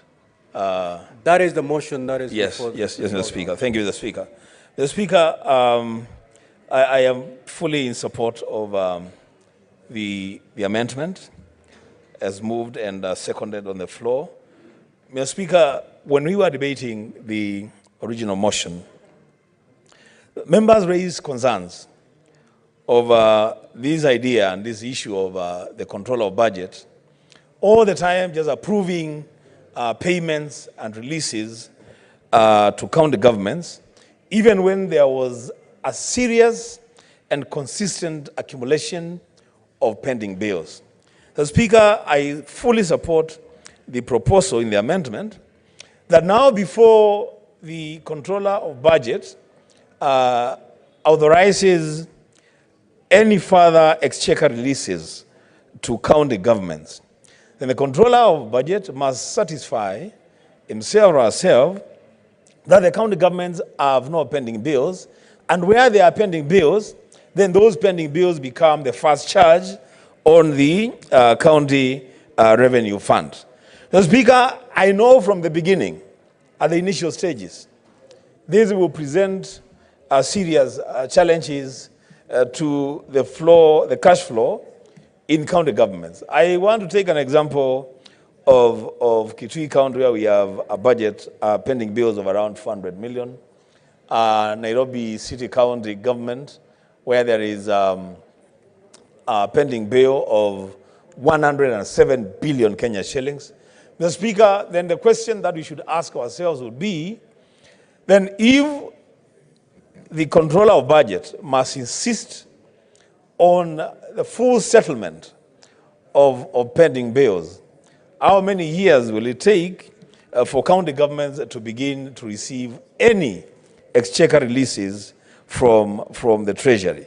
So, Speaker, I think that challenge is cured by subsection 2, that the controller of budget will then take into consideration the efforts made by a county government to clear inherited pending bills when approving exchequer releases. So by dint of that provision, Mr. Speaker, then a demonstration on the part of county governments that they are making efforts to clear pending bills then would result in an arrangement between the Office of the Controller of Budget and the county executives on a percentage or a quantum of release that will ensure that there will be sufficient cash flow to deal with issues outstanding in the counties, even as they move towards the repayment of pending bills. Mr. Speaker, lastly, I think this amendment is timely, and the other thing that this amendment should also do, Mr. Speaker, is to perhaps even provide a time frame within which then we should not have any pending bills in any county government. Because, Mr. Speaker, the law, the Public Finance Act is very, very clear that before county governments commit themselves to any expenditure, there must be satisfaction in writing that the money for the projects earmarked are available and ring-fenced, so that once the projects are completed, then payments are made. And so it is possible, Mr. Speaker, to have a county government operate without pending bills. Mr. Speaker, with those few remarks, I support the amendment. Senator Chirange. Mr. Speaker, I rarely support what Senator Kajwang brings to the floor of the House, but in the interest of the nation, I always support him in the committee, but not other extra issues, Mr. Speaker. But on this one, I beg to support him on this amendment, Mr. Speaker. Many Kenyans, Mr. Speaker, as you are aware, you have advantage having served as a distinguished governor of Kilifi for 10 years. There are many Kenyans, Mr. Speaker, who are diabetic, who have pressure, who are unwell, who their properties have been auctioned, who their children and families are suffering, because their only mistake, Mr. Speaker, was to take a tender from a county government, do it with all their resources, but they were not being able to pay it, Mr. Speaker. Mr. Speaker, while I'm seized of the matter of petition E003 at Kitala High Court, Mr. Speaker, on the verification of pending bills. In the case of Trans Nzoia, Mr. Speaker, we agree that the issue of verification of pending bills, Mr. Speaker, is the domain of Office of the Auditor General that was restated in the matter that came before Kitale High Court, Mr. Speaker. Even my own civil litigation professor, Nixon Sifuna, in his ruling, as even out of desperation, Mr. Speaker, said, should you see a government vehicle, a county government vehicle, Mr. Speaker, he has advised that in that ruling that you cease an auction to recover your money, Mr. Speaker. I can imagine a situation on a hypothetical situation, Mr. Speaker, where parliamentary service is being owed and the deputy minority whip is driving his Prado along Moy Avenue, and somebody who is supplying this water to the Senate has not been paid. Professor Nixon Sifuna, in his ruling, advises that you freeze and seize that vehicle and auction. I don't know what happens with the speakers and the president's car, but you know those ones are heavily guarded. So I want to advise Kenyans who have some funny ideas, they should only go for these small vehicles of Deputy Chief Whip, Mr. Speaker, because you are sure you can hold on until you repay, Mr. Speaker. But on yours and others, it's hard. Mr. Speaker, the point I'm trying to make, in conclusion, I agree with the amendment, prepare and submit to the controller budget a payment plan. Mr. Speaker, there were 2 circulars that were issued by Minister of Treasury. And the law is very clear, Article 219, all money that has been appropriated should be released without undue regard, Mr. Speaker. Mr. Speaker, under the law, the first charge is pending bill, Mr. Speaker.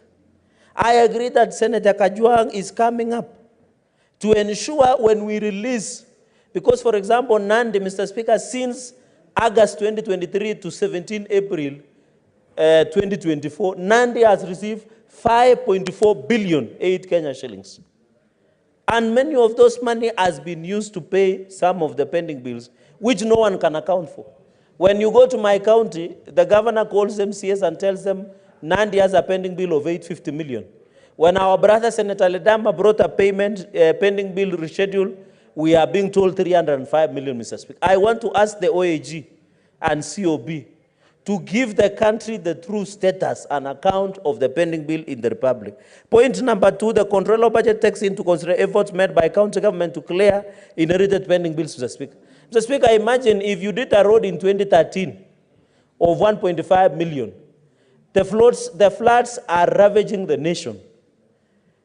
There is a road supervisor. There is a certificate that you have to raise, Mr. Speaker. How will you be able to verify such a road? We must, as a country, Mr. Speaker, and I want to agree by the proposal that when a procurement plan, Mr. Speaker, as a House, I want to advise my chair, Senator Kajwang, to come up with a law that before county governments or an entity, including national, including Parliamentary Service Commission, before they look for service and goods, they must have money. And before they develop their procurement plan, Mr. Speaker, to caution Kenyans who are suffering daily because of the loans that they have taken, Mr. Speaker. The final amendment, county government's consultation with controller budget to provide a budget for completion of all existing projects, and that initiation of new projects cease until completion of existing projects. Mr. Speaker, this speaks to what, and my chair is aware of this, that, for example, in Nandi, we have over 500 projects that one has only been complete an ECD. You saw the Kabiet, Nandi Creameries in Kabiet is yet to be complete. You saw Kapsabet New Mother and Baby is yet to be complete. You saw at Kapsengere Dispensary Hospital yet to be complete. You saw at Kobuja Health Center yet to be complete. You saw at Chepterua Nyayo Ward yet to be complete. And I'm just mentioning a few projects, Mr. Speaker. You saw Rivertex in Mosoriat yet to be complete. You saw about the one in Tindre, the coffee milling machines, yet to be complete. Mr. Speaker, on this one of projects, I agree that if it comes to Nandi and any other county, let those projects be completed, because those projects are and for the benefit of the people of Machakos. It does not benefit the governor in office at the moment, Mr. Speaker. So I agree with my chair on this amendment, and I hope you can be able to track Narok, among other places, Mr. Speaker. And the governor of Narok appeared the other day. And we were able, Mr. Speaker, to ask him a few questions on how those projects have been implemented, including roads, that Mr. Speaker. Mr. Speaker, this is one of the best amendments, and if there is a good job that has been done by Senator Kajwang in the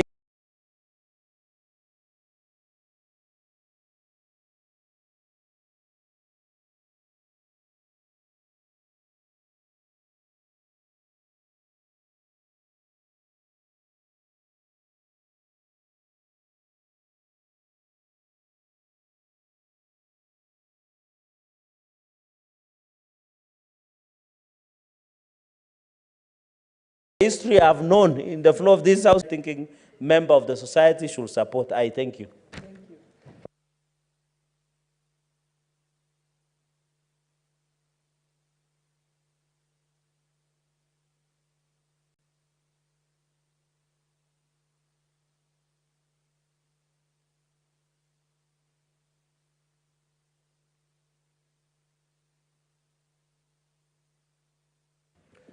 Now, honorable senators, this motion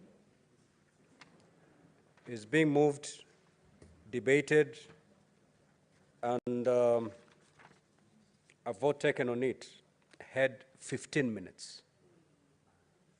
We have already overshot the runway, and therefore I will proceed.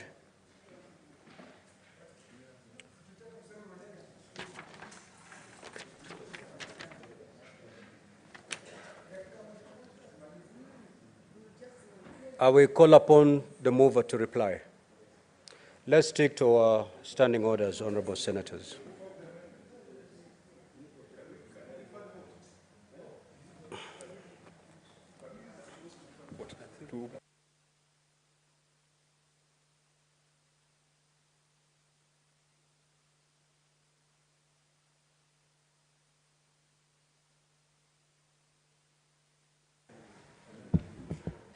Mr. Speaker, I beg to reply, and I also beg to invoke Standing Order 66.3 to defer putting of the question. Thank you, Mr. Speaker. Indeed, the putting of the question on this motion is deferred. We will now go back to the order on maternal, newborn, and child health bill. Call that order, clerk.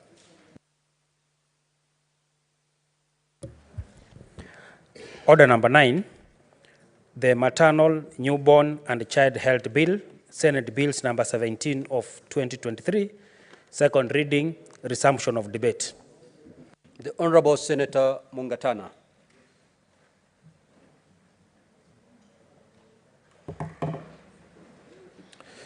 Mr. Speaker, I had a balance of a few minutes. 13 minutes. 13. So I'll just spend like maybe 5 or so to just say that, Mr. Speaker, this bill establishes a proper system for care of newborns and women who have just given birth.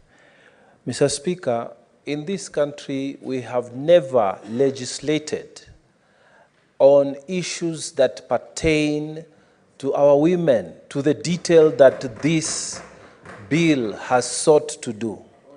And yet, Mr. Speaker, our women are the ones who bear the brunt of most economic activities. Mr. Speaker, I came to learn that even when the governors and the members of parliament are giving CDF forms to fill, it is our women who are on those lines, Mr. Speaker, the queues that make the lines for getting those forms done because of their children.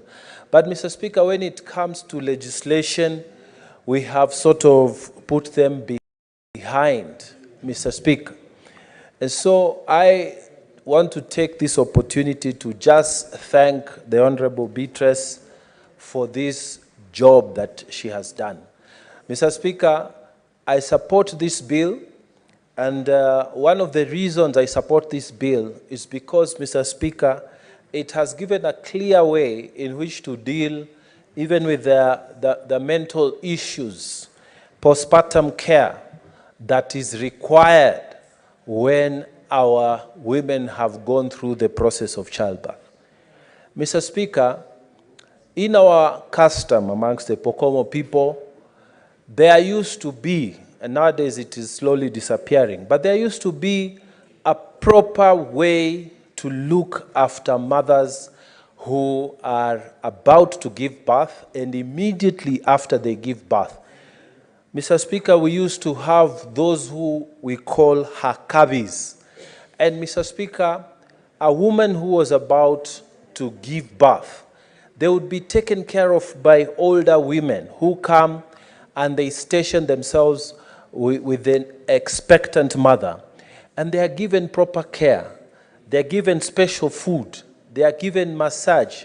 They are taken care of in every possible way so that the baby can come out safely. And even after the baby comes out, Mr. Speaker, the woman is also supported because, again, they are taken care of physically by these older women who have gone through the experiences. And Mr. Speaker, after a period of 30 days, when you come to meet your wife, after they are in that ceremony of coming out, she looks extremely beautiful and different from even before she gave birth. And Mr. Speaker, that kind of support is no longer there. In the modern world we live in here, in Nairobi, in Mombasa, in the towns that we are creating, Mr. Speaker, traditional support systems don't exist anymore. So, Mr. Speaker, this bill is in response to the reality that is on the ground. We no longer have traditional support methods for our mothers who have given birth. Then what do you have? You have women who undergo postpartum depression. You have women who even are suicidal, women who do not know how to take care of their children who they have just given birth. And there's no mechanism for support as we used to have them traditionally. So, Mr. Speaker, this bill is a very good attempt at supporting our women, and I thank the Honorable Senator Beatrice for what she has done. And Mr. Speaker, I urge all the senators who will speak to the issues to support this bill, and if possible, if there are amendments that you've thought about, please bring them. But this bill, we must make it pass as soon as we can. I thank you, Mr. Speaker. I beg to support. Senator Kavindu. Thank you, Mr. Speaker, for giving me this opportunity to support this bill for maternal health care. Mr. Speaker, mothers go through a lot, and especially after they've delivered. They've lost a lot of blood.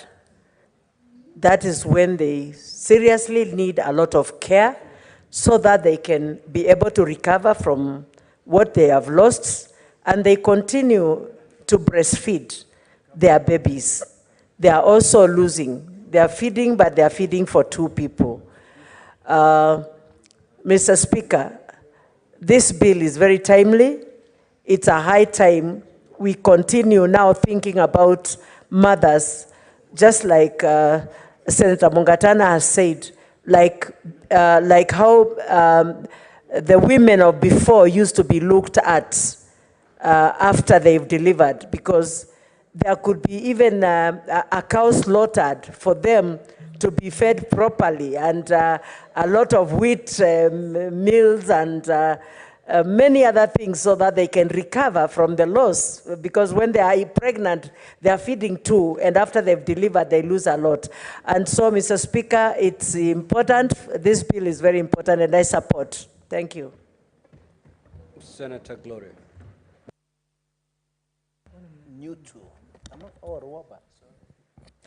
Thank you, Mr. Speaker, for giving me this opportunity to add my voice to a very important bill, a bill that is going to touch on the lives of women, a bill that has never been legislated. We have never really legislated on any matters that touch on women, Mr. Speaker. And that is why I am really eager to push that we see this to fruition, Mr. Speaker. I understand, or I get the feeling from the floor of the House, that some of our male colleagues may not understand what maternal health care is, Mr. Speaker. For avoidance of doubt, so that we don't have some senators like my mentor, Senator Halwale, telling me that it still touches on men, maternal health care is actually the health of a woman while she's pregnant, when she gives birth, and after she gives birth. Mr. Speaker, so unless there is a man in the House who has given birth, maternal health care is literally touching on the lives of women and women only, Mr. Speaker. The reason I want to say this is because there is some laxity that is taken when we are legislating around the lives of women, Mr. Speaker. And I'm very happy that Senator Beatrice has actually taken her time to articulate the issues which many men might not know that women undergo through this period of pregnancy, giving birth, and after they give birth, Mr. Speaker.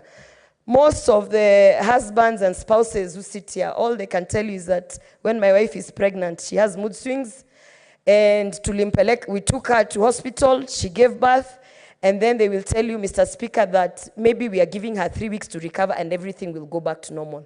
That is probably what most of the men know. They don't know, Mr. Speaker, that when a woman is carrying life, Mr. Speaker, when a woman is carrying a human being in their body, in their stomachs, there's so much that goes on, Mr. Speaker. And you cannot bungle it together and just call it healthcare, and just call it a matter of whether you're sick or you're not sick. It is a special kind of condition. So to have a bill that caters for this special kind of condition, first of all, is the acknowledgement that only women can give birth, and only women can bring forth life.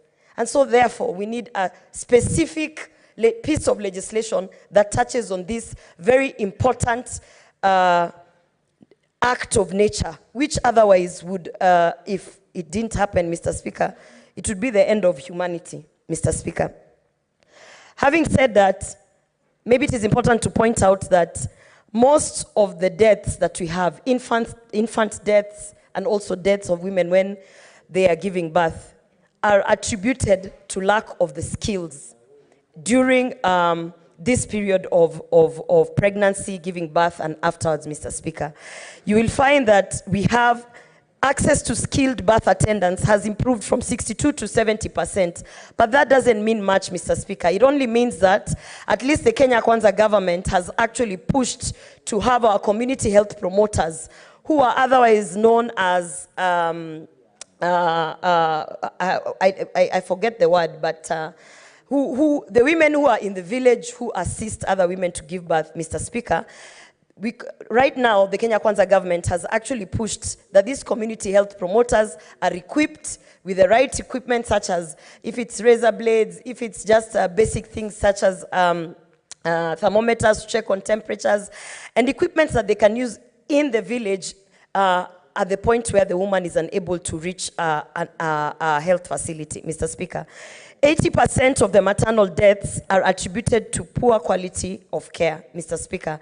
We have brought, I think, 4 statements at the floor of the House that are touching on the deaths of either newborn babies or women who have gone to hospital to give birth and unfortunately did not make it out, Mr. Speaker. Those statements have been handled by the Committee on Health. But, Mr. Speaker, if you look at the reports that have been tabled, one was actually tabled to me on a lady from Dagoretti North who passed away while she was giving birth. When you look at the reports, you will see that the reports indicate clearly the access to skilled labor was a problem.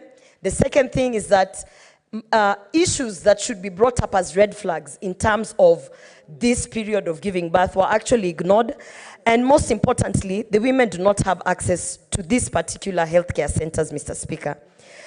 Mr. Speaker, in 2024, I know that some of the members of the House might not see this as an important bill, or maybe they thought we should push on other pieces of legislation. But, Mr. Speaker, let me point this out. in this house already, within the 20-something months that we've here, we have had many senators who have actually given birth. Mr.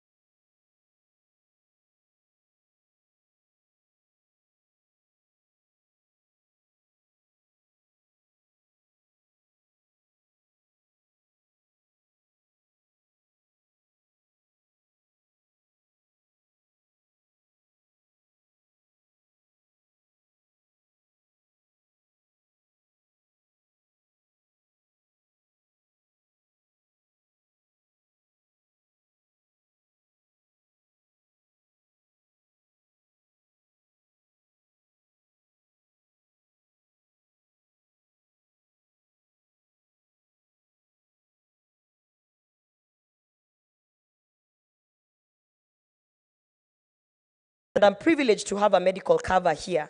The kind of policy that I have as a woman is not the same policy that, let's say, Senator Cherargei will have, Mr. Speaker.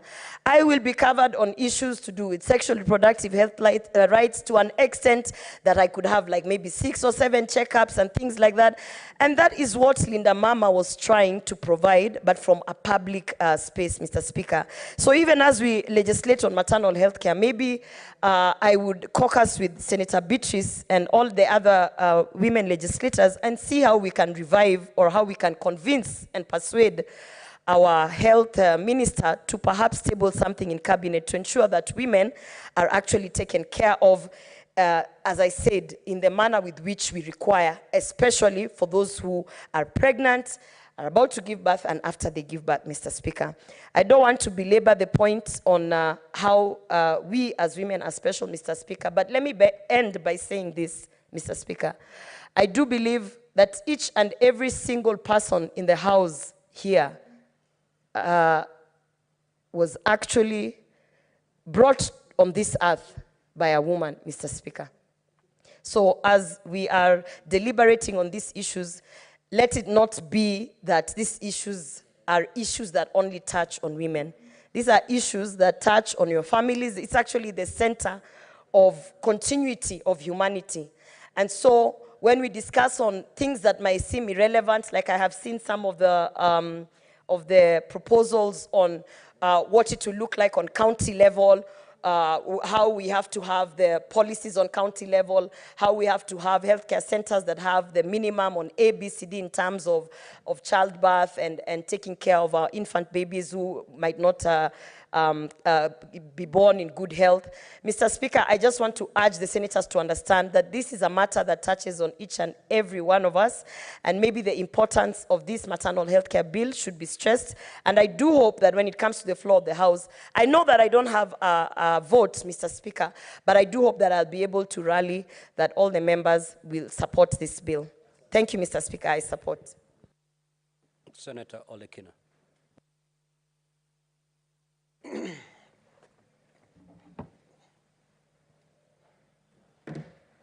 Thank you, Mr. Speaker. Mr. Speaker, I rise to support this very important bill by my good friend, Senator Beatrice Ogola, the Maternal, Newborn, and Child Health Bill. Mr. Speaker, I've perused through the bill, and although I'm particularly impressed with the thought in terms of policy, in terms of responsibilities, Mr. Speaker, one thing that we forget, and this is what I was mentioning to my sister, is that today in this country, our doctors are on strike. And we're here legislating to be able to care for those children. Mr. Speaker, hypothetically, suppose there's a child out there who needs what exactly we are proposing here, but cannot be given because we have failed to be able to bring proper negotiations on the table and putting those children ahead. Sometimes, Mr. Speaker, when I read all our proposals, I think we miss the boat. A lot of them are futuristic, although I support futures works. And I'm particularly happy with Senator Ogola having even cared for future mothers. This is something which most people don't even consider it. You're only thinking about today, but you're not thinking about tomorrow.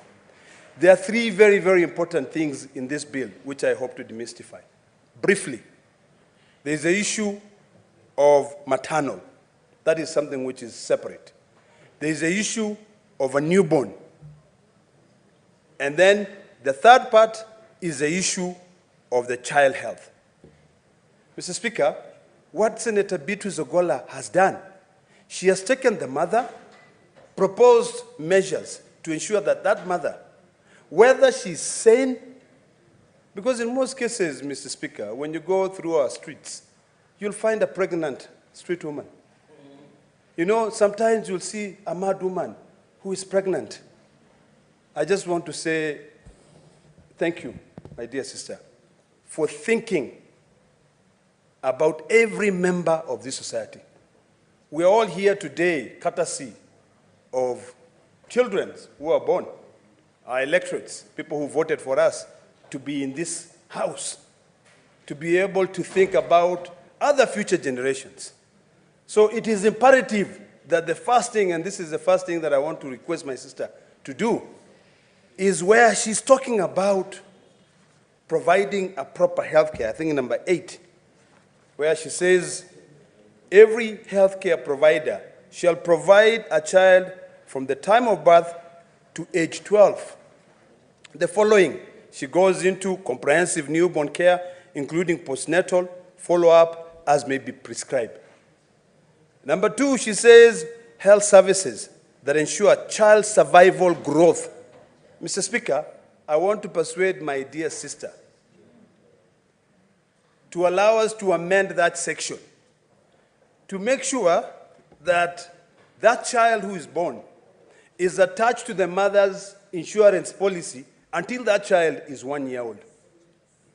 In our culture, Mr. Speaker, the Maasai, and I'm happy to see that in this bill, it takes into consideration different cultures, background. That is actually very good, because we should never forget that we come from somewhere. In our culture, when a child is born, when the umbilical cord has been cut, you are told, hold your life, and I hold my life. That is the way all of us, in fact, in Maasai, say, my bonga life. Mr. Speaker, today, because of the many challenges that we have created for ourselves, our healthcare is in a dilapidated state. The only way that we can ensure that, one, that mother, and I said I will divide this bill into 3 sections as I debate, as I try to persuade my dear brothers and sisters, honorable senators, to fully support this, is that that mother needs care. You know, this bill talks about future mothers. I love that. This bill talks about pregnant mothers. I love that. This bill talks about mothers after delivering. But what I want to do is now to say, let us combine them such that the care that we are seeking to be able to provide for these mothers, those, because they are intertwined, the mother and the child maintain the same policy. If today any of our citizens go to the hospital and delivers, up to the time you deliver, your policy covers both you and the unborn child. The moment the child has been put on the table, you are now asked by the hospital to provide a medical cover for that child. Who knows if that child is going to be able to survive for 30 days, for 90 days? So I want to propose that we now become future-centric and we amend insurance policies, Insurance Act, so that it covers that child and that mother for 1 full year, until the time when that child can be able to survive. We lose a lot of children. One, because either the mother cannot afford to pay for her own insurance policy and also pay for the child. Mr. Speaker, there's only one section that I'm not very sure of, and I want my sister to be able to elaborate this further. Still on the section 8, where it says in her bill, she says, I'll read 2 and 3, where the child under subsection 1, and subsection 1 talks about the issues that I've been trying to explain on the care that is supposed to be given to the child and the mother, is severely malnutrition,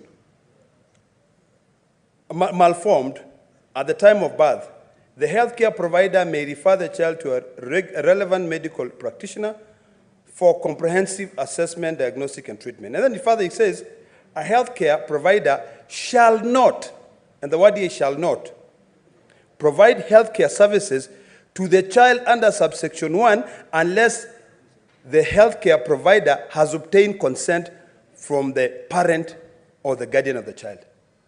Mr. Speaker, I see that as a bit contradictory, because here we are saying, let us provide that child with the best care. But then when you are putting it into a condition where it depends on the mother to say, provide my child with care, and if you don't do that, that child is not treated, we are actually going to cause a lot of problems. So, Mr. Speaker, I would like to persuade my sister to delete that section and to ensure that everything that we are saying here, that we are talking about making sure that we are providing our mothers and children with the best cover, is to ensure that the state takes responsibility. It takes responsibility on that child until that child is 1 year old. You know, in future, we might actually say until that child is emancipated. You know, and that time you're looking at about 18, 19 years old.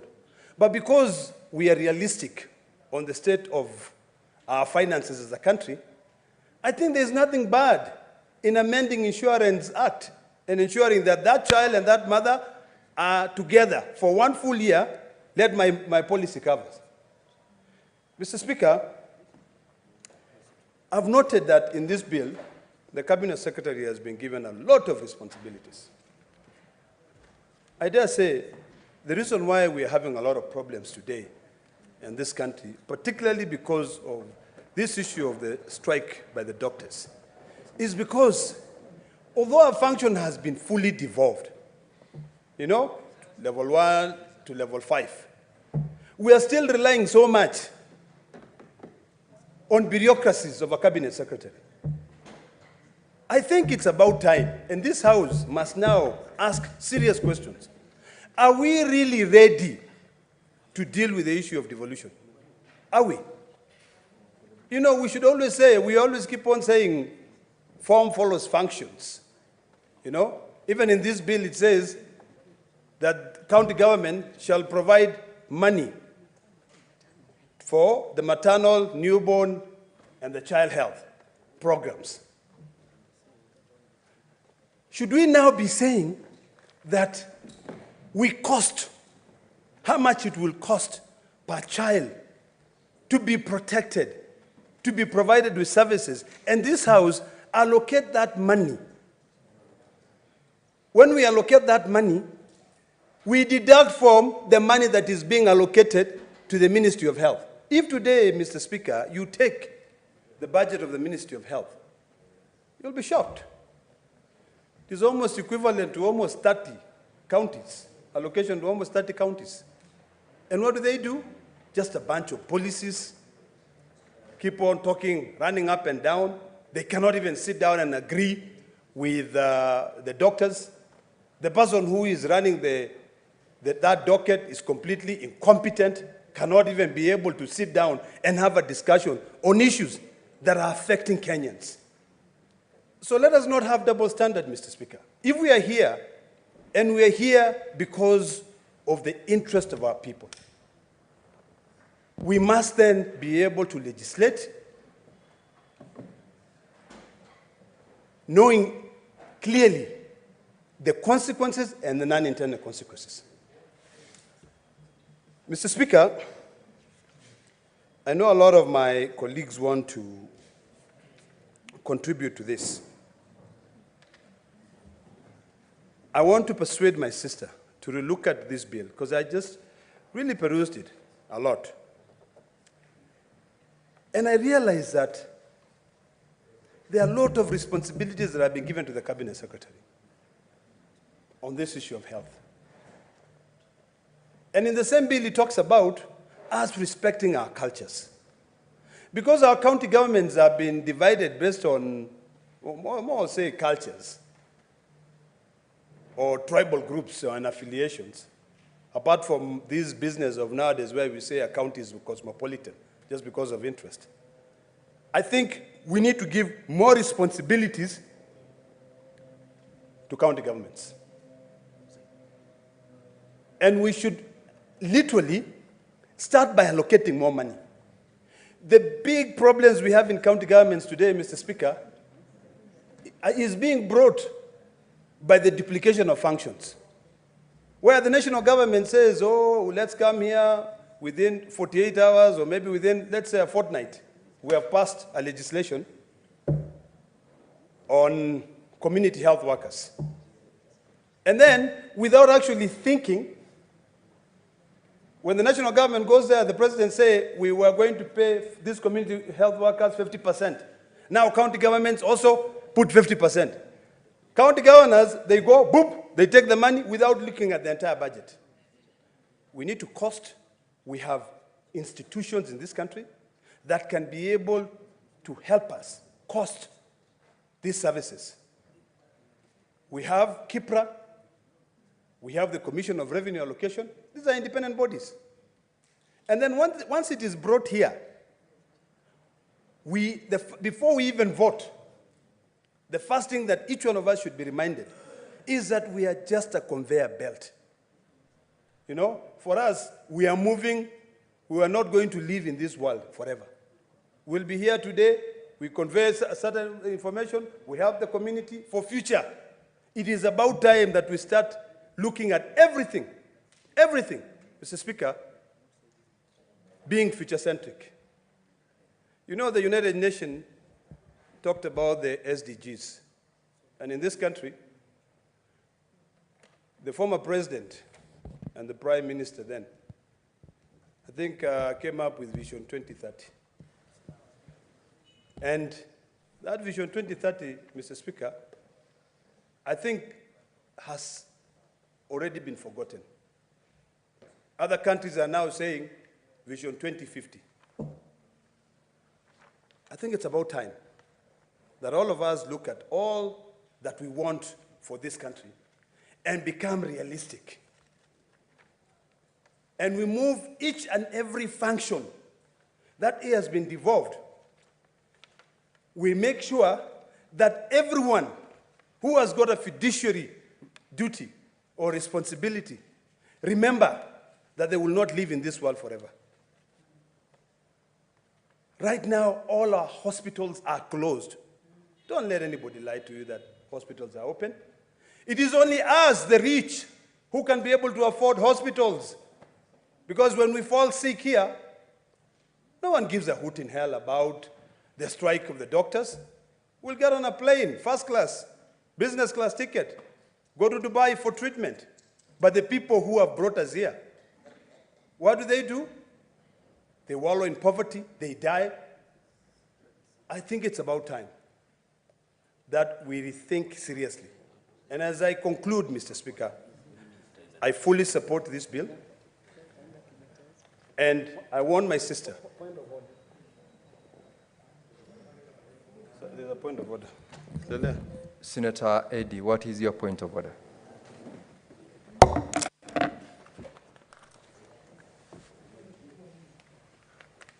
You want me to use that one?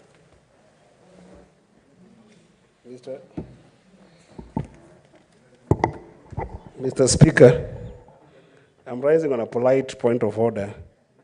114. My senior Senator Ledama, who is also my leader in the House, has talked about something that is very serious. And matters of healthcare are not easy to joke with. But I think that I know he's very emotive, but it's not in order for him to impute that all these members of parliament, when they are sick, they will go to London or Lisbon or to the US. I think there are a few who might be very privileged, and I don't want to assume that he's one of them, because I know he's a very humble man. I know Senator Boni Alwale prefers being treated in Malinja, not in Lisbon. And I know that Senator Kajuang really loves being treated in Homa Bay. And I know that Senator Eddie Okech really prefers Migori hospitals. And I know that Senator Beatrice also likes being treated in Godquero, somewhere in Migori. Senator Amida was sick the other day, and I saw her very keen being treated in Kenyatta. So I think that maybe he wanted to talk about the executive, because the executive might have more affinity to going outside the country, but not these esteemed members of parliament. So I beg through your indulgence, Mr. Speaker, that he withdraws that inference that perhaps we might want to board planes and go very far. Thank you, Mr. Speaker. Senator Ledama Olekina, to the extent that you've made reference to the item on quote-unquote colleague senators and also matters on items which are not a subject of this bill, you out of order? Mr. Speaker. To the extent that has been raised by Senator Eddy. Mr. Speaker, I think the best thing would have been to ask me whether I'm in order or I'm out of order. But I stand firmly with my position that we are hypocrites. Because when we fall sick, our policy can cater for us for up to 45 days outside this country. We have a commissioner here, and she can attest to that. So let us stop being hypocrites. Let us call a spade a spade. Right now, we are here when the doctors were out on the gate. We couldn't go. You know, we couldn't go. All of us could not go. I have attended it severally. A few of us have attended. But if we really care about the future of this country, we would have called off the sittings and we moved out to receive that petition.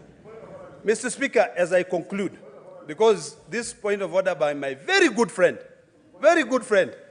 Senator Eddy Okech, is frivolous. You know, Senator Olekina, remember the chair has ruled. And to that extent, the Speaker did indicate that to the extent of the point of order that had been raised, you are out of order. And therefore, Senator Okech, I'll not allow you to interrupt this. I want you to conclude by limiting yourself to what is relevant to this bill. Thank you, Mr. Speaker. I am very happy, and I'm happy to be informed by my brother, the Chief Whip. Please inform me. Thank you. Senator Halwale. Yes. Thank you, Mr. Speaker.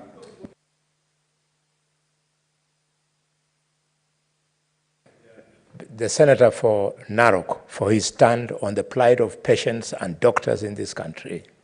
I would like to inform him that only this afternoon I rose on a point of order to draw the attention of the chair on what was going on outside, and he responded, and the chair of the Health Committee went and officially received the memorandum, which is now commendable.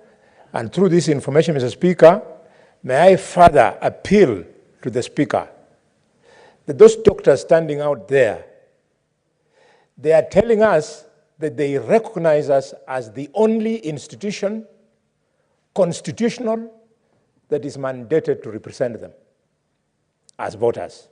And therefore, the Speaker should move further, table that memorandum in this House, because we have been waiting for a way in which the grievances of the doctors could come to the House. Now it has come through the committee, Mr. Speaker. I think information is made, concluding. It can come so that we discuss it.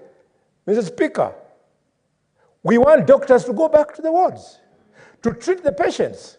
We are tired of buying coffins and attending funerals for preventable deaths, Mr. Speaker. I speak this as the Chief Whip of the government, and I know that the President of the Republic of Kenya does not want a single person to die. He wants doctors to be in the hospital. If the problem is the minister, fix it. If the problem is the PS, fix it. If the problem is money, Parliament is there, let's vote for it. Doctors must be paid. Patients should stop dying like chicken, Mr. Speaker. I thank Senator Halwale, conclude. Senator Lekina, sorry. Thank you, Mr. Speaker. Mr. Speaker, let me appreciate the Chief Whip for informing me. I'm fully informed, and I was seated right here when he actually called the attention of the Speaker on the issue of the doctors. To that I say, Congole. Mr. Speaker, as I wind up, because my time has really been interfered with, please give me 1 minute, I finish. Because just add me 1 more minute. Conclude, Senator. Let me conclude, Mr. Speaker. Mr. Speaker, I want to end by saying this. I fully support this bill. And I hope as I support this bill, my dear sister will actually come to our Committee on Health so that when we are looking at this bill, we can be able to incorporate at the Committee of the Whole a few amendments that can be able to make this bill actually function. Because as it is, there are a lot of things that don't take care of this generation. They're very good, they take care of the future generation, which I support. But we need to really think about our priorities in this country. Health should be our #1 priority, Mr. Speaker. The challenges we have today. In fact, they'll even be made worse because we seem to have missed our priorities, even on this issue of the floods. There'll be so many people who will suffer from cholera, and a lot of them will be either newborn babies, mothers, and all of us. So let us be serious for once. And we all sit down together and say, enough is enough. Let us care for this country. Let us build. Senator Olekina, your time is up. The microphone is taken. Senator Deputy Majority Leader. Thank you. Thank you, Mr. Speaker, sir, for giving me this opportunity. I also rise to support this bill, and I want to congratulate Senator Ugola for coming up with such a beautiful bill. I'm surprised to see Senator Gloria saying that elderly women like me do not support this bill. Actually, the elderly, they are the ones who are going to support this bill very, very keenly, because, as we know, we are talking of the future mothers who are our children, and who. What's your point of order, Senator Olekina? Mr. Speaker, is the Deputy Majority Leader in order to refer to herself as an elderly woman when we know that she's still a very young lady, very active, and a distinguished senator? Senator Ledama. Seriously, she's not. Resume your seat. Senator Ledama, resume your seat. Senator Keroche, for your information, she made reference to an earlier contribution by a member. And of course, as a matter of fact, she's disputing that fact. And so Yes, proceed, Senator thank you. Keroche. Thank you so much. Thank you so much.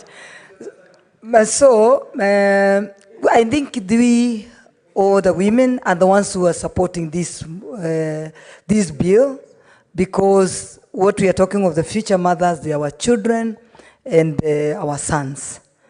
And we know very well that currently, as we speak, the way the economy is, most of us, the mothers, are the ones taking care of our children, even when they get married and even when they are marrying.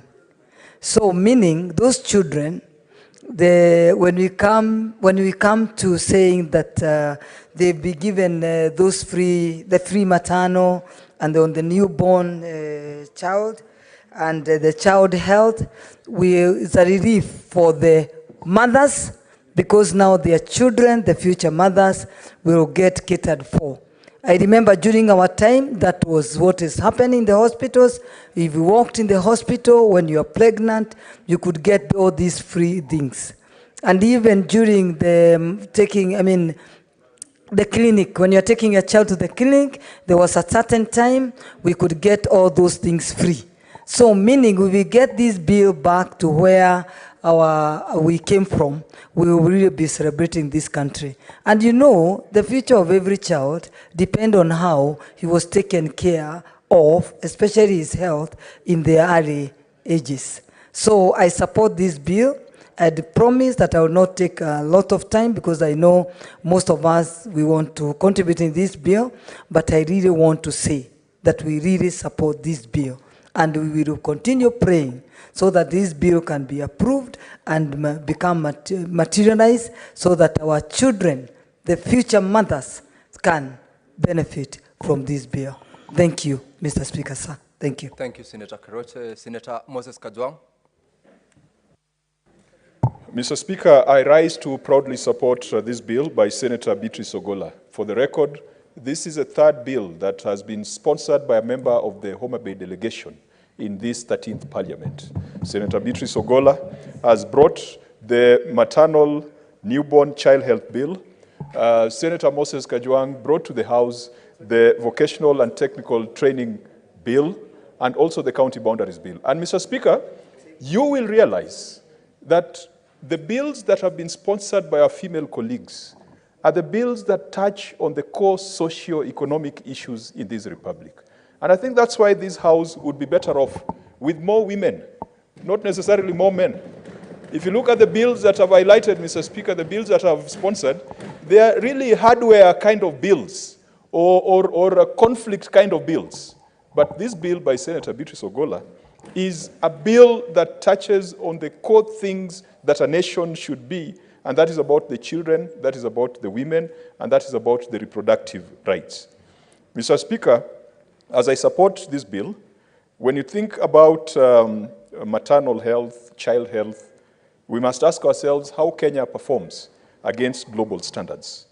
The Sustainable Development Goals have put a target that under 5 child mortality should not exceed 21 children out of 1,000 live births. In Kenya, in the year 2022, Kenya had double that number. We are doing badly. 41 children out of 1,000 births die under the age of 5. And the global average is 38. And so, in as much as we have reported progress in certain parts of this republic, when Senator Roba was in Mandera, the interventions that he was able to undertake using devolved funds improved child mortality, improved maternal mortality, but it is still below the global standard, and it is still double the SDG, which we all aspire to achieve. Mr. Speaker, in Article 43 of our Constitution, we have the economic and social rights. And part of that is that every person has the right to the highest attainable standards of health. And Senator Beatrice Ogola has put it in her bill that every person has the right to the highest attainable standard of maternal, newborn, and child health services. Mr. Speaker, this bill by Senator Beatrice Ogola gives effect to Article 43 of the Constitution of Kenya, and I think that it is an extremely important initiative. Mr. Speaker, I was looking at a report by the Institute of Economic Affairs, and they are saying that preventable childhood deaths are unacceptable, and I do agree with them. Many of us as parents, whether it is direct or through proxy as a guardian, an uncle, an auntie, you know the pain of losing a child, and we should not visit that upon our people. And whereas the outcomes have improved along the tarmac, because this is a country of inequality, this is a country of iniquity, where those who are better off always find themselves next to a tarmac, or find themselves next to an electricity pole, or in the past, a telephone line. Away from the tarmac, many people are losing children under the age of 5.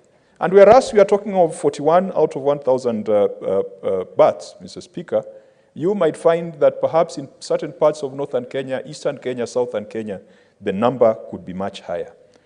This bill, if well implemented, and if it has enforceable provisions, should ensure that children do not die out of preventable reasons. Mr. Speaker, where I come from, we have the malaria problem. And many of us have suffered malaria, repeated bouts of malaria growing up. And it's just by the grace of God that we are still alive, and also because perhaps you are close to certain facilities and we could get medication. So, Speaker, malaria is still a leading killer of children under the age of 5. And unfortunately, the national government does not have its own budget for malaria. Malaria support in this country comes from donors. And Mr. Speaker, I do not want to speculate because many people have said that the national government does not care about malaria because it is a disease for the tropics around the Lake Victoria. It is a disease for the people around the coast. It is not a disease for the highlands. I want to refuse to agree with that characterization because I do not want to imagine that we have had governments that have decided that let the people who lie in opposition areas die of malaria. But the fact that the national government tends not to have its own line budget, relying mostly on the presidential fund from the United States and millennium support and funds from multilateral and bilateral sources, tells you that sometimes the government is insensitive. And malaria, if it hits me today, Mr. Speaker, I could survive. But if it hit a child under the age of 5, the results could be different. Immunization access, Mr. Speaker. We must ask ourselves, to what extent has the national government devolved this to county governments? Immunization and its politics is almost similar to the politics of fertilizer. Mr. Speaker, if one day we will do an inquiry to find out whether we are giving our children immunes or immunity-boosting products or water or placebo, I am sure that a country that can give farmers sand and soil and things that cannot generate productivity, you will be surprised one day to find that we are injecting our children with water and placebo. I do not want that to be the case. And in fact, I hope that I will never be proven right. But, Mr. Speaker, if our morals are to the point where we can fool farmers, where we can give them seed that cannot germinate, where we can give them fertilizer that is not fertilizer knowing full well that it is stone and sand, do you think, Mr. Speaker, if you have sunk to that low in terms of a moral compass, do you think that something would prevent us from giving our children water and placebo and things that are not useful? I hope that that will never be the case. And I hope that this bill by Senator Beatrice Ogola will make sure that those immunization services which are part of child health and newborn health are properly transferred to county governments, and that county governments must be compelled to provide proper budgetary allocations for those kind of services. Of course, I know the national government tends to want to do the procurement, the big procurement for the immunes or for the vaccines. We saw that during the COVID outbreak. But, Mr. Speaker, we must confirm that the vaccines that our children are consuming is not water, is not placebo, and it is the right thing. When it comes to the health of mothers, Mr. Speaker, the Linda Mama program that was initiated in 2013 was perhaps one of the good things that came out of the Uhuru administration. And I think that we must give credit where it's due. Launched in 2013, the objective of Linda Mama was to enhance or to broaden access to maternal health support services. And Mr. Speaker, the statistics show that as a result of Linda Mama, more women are giving birth in skilled care facilities. I can tell you that perhaps half of us here, perhaps we were born at home. I watched as my young brother was born on one Saturday morning. I was sleeping on that bed, and I was woken up and told to leave the bed for my mother to give birth on the same bed. And Mr. Speaker, that young boy who was born on that day today is a doctor. And he survived. He was delivered by a woman who did not even go to primary school. There is that indigenous knowledge. In Swahili, I think they are called wakunga. In Luo, they are called nyamrerwa. And in every other culture, I'm sure there are those skilled persons, not skilled in the modern sense, but skilled in indigenous knowledge. They know which plant to use when you have a boil. And they'll get some plants, they'll squeeze them or boil them, apply it on the boil, and Mr. Speaker, within 2 or 3 days, that boil will burst. They know what to use for respiratory problems for children.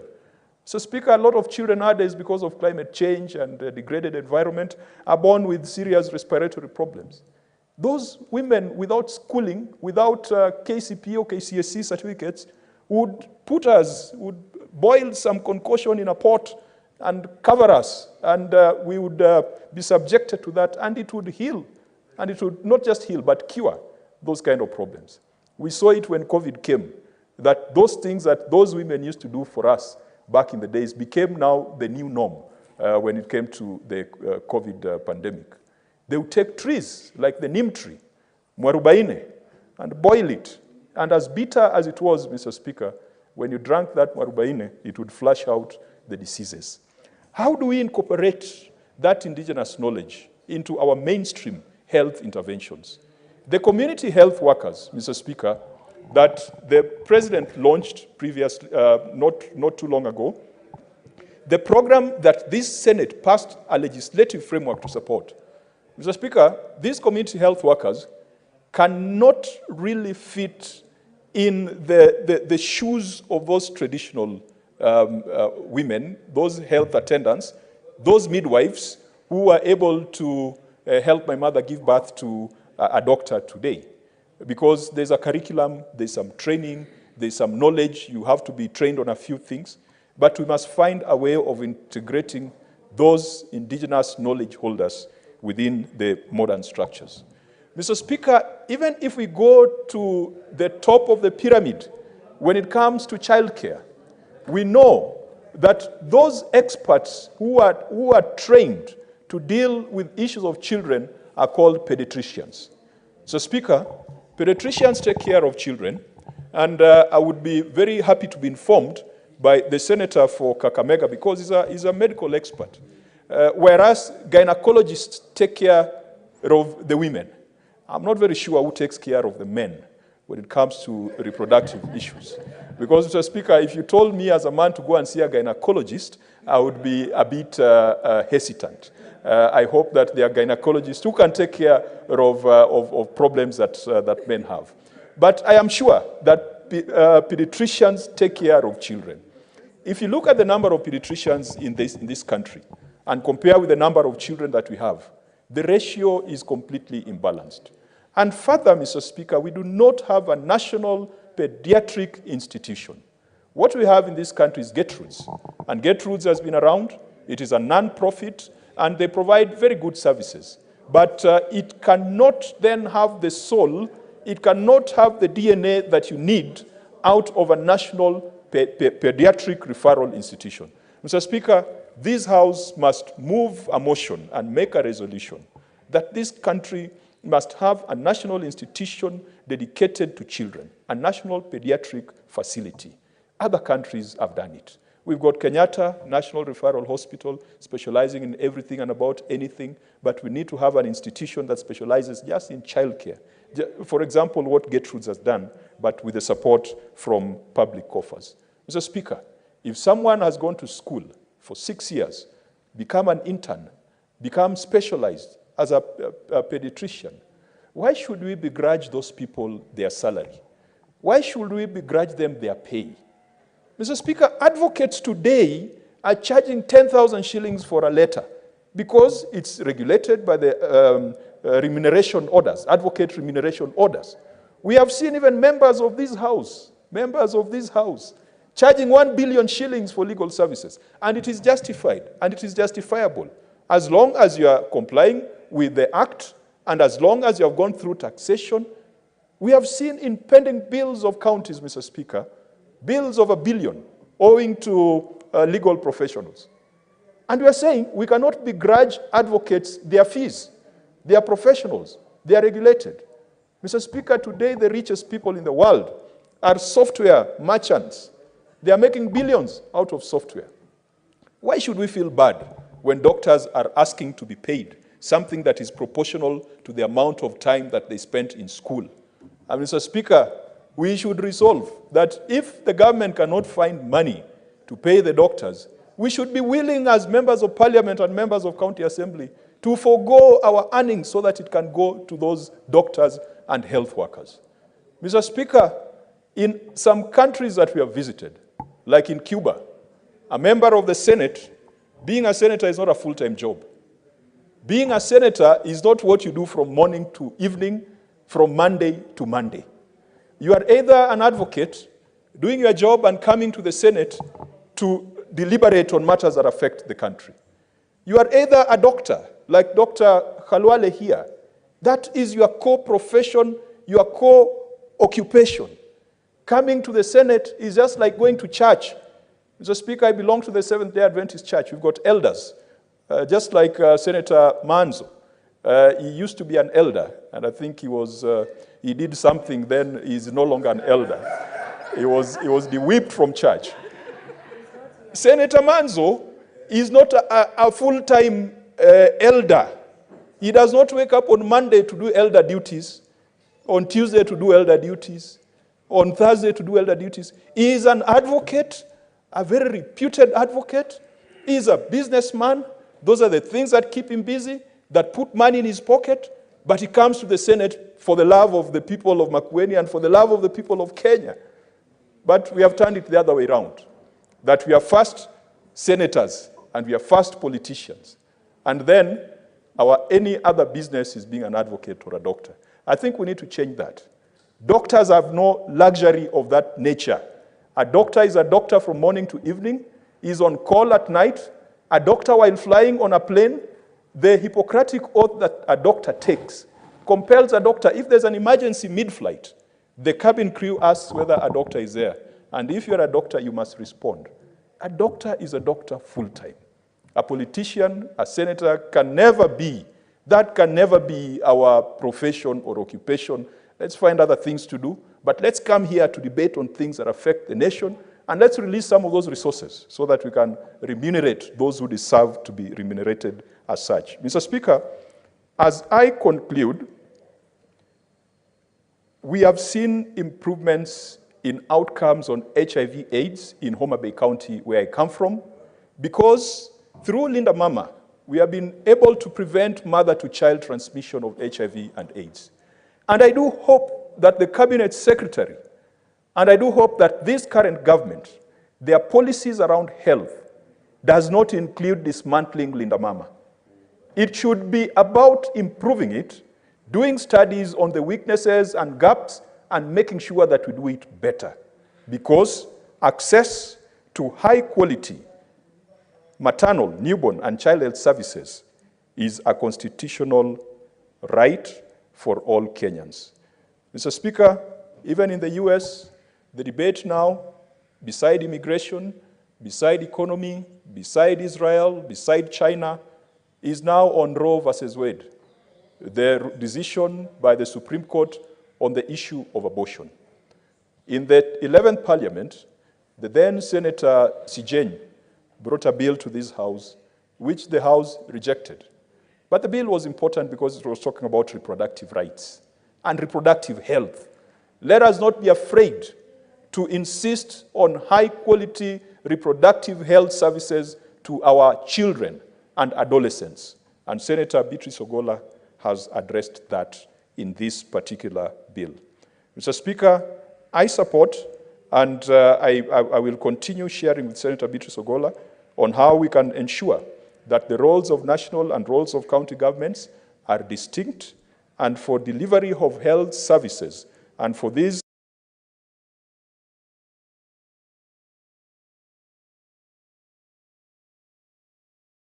responsibilities on the county governments. Mr. Speaker, I support. Senator Samson Cherargei.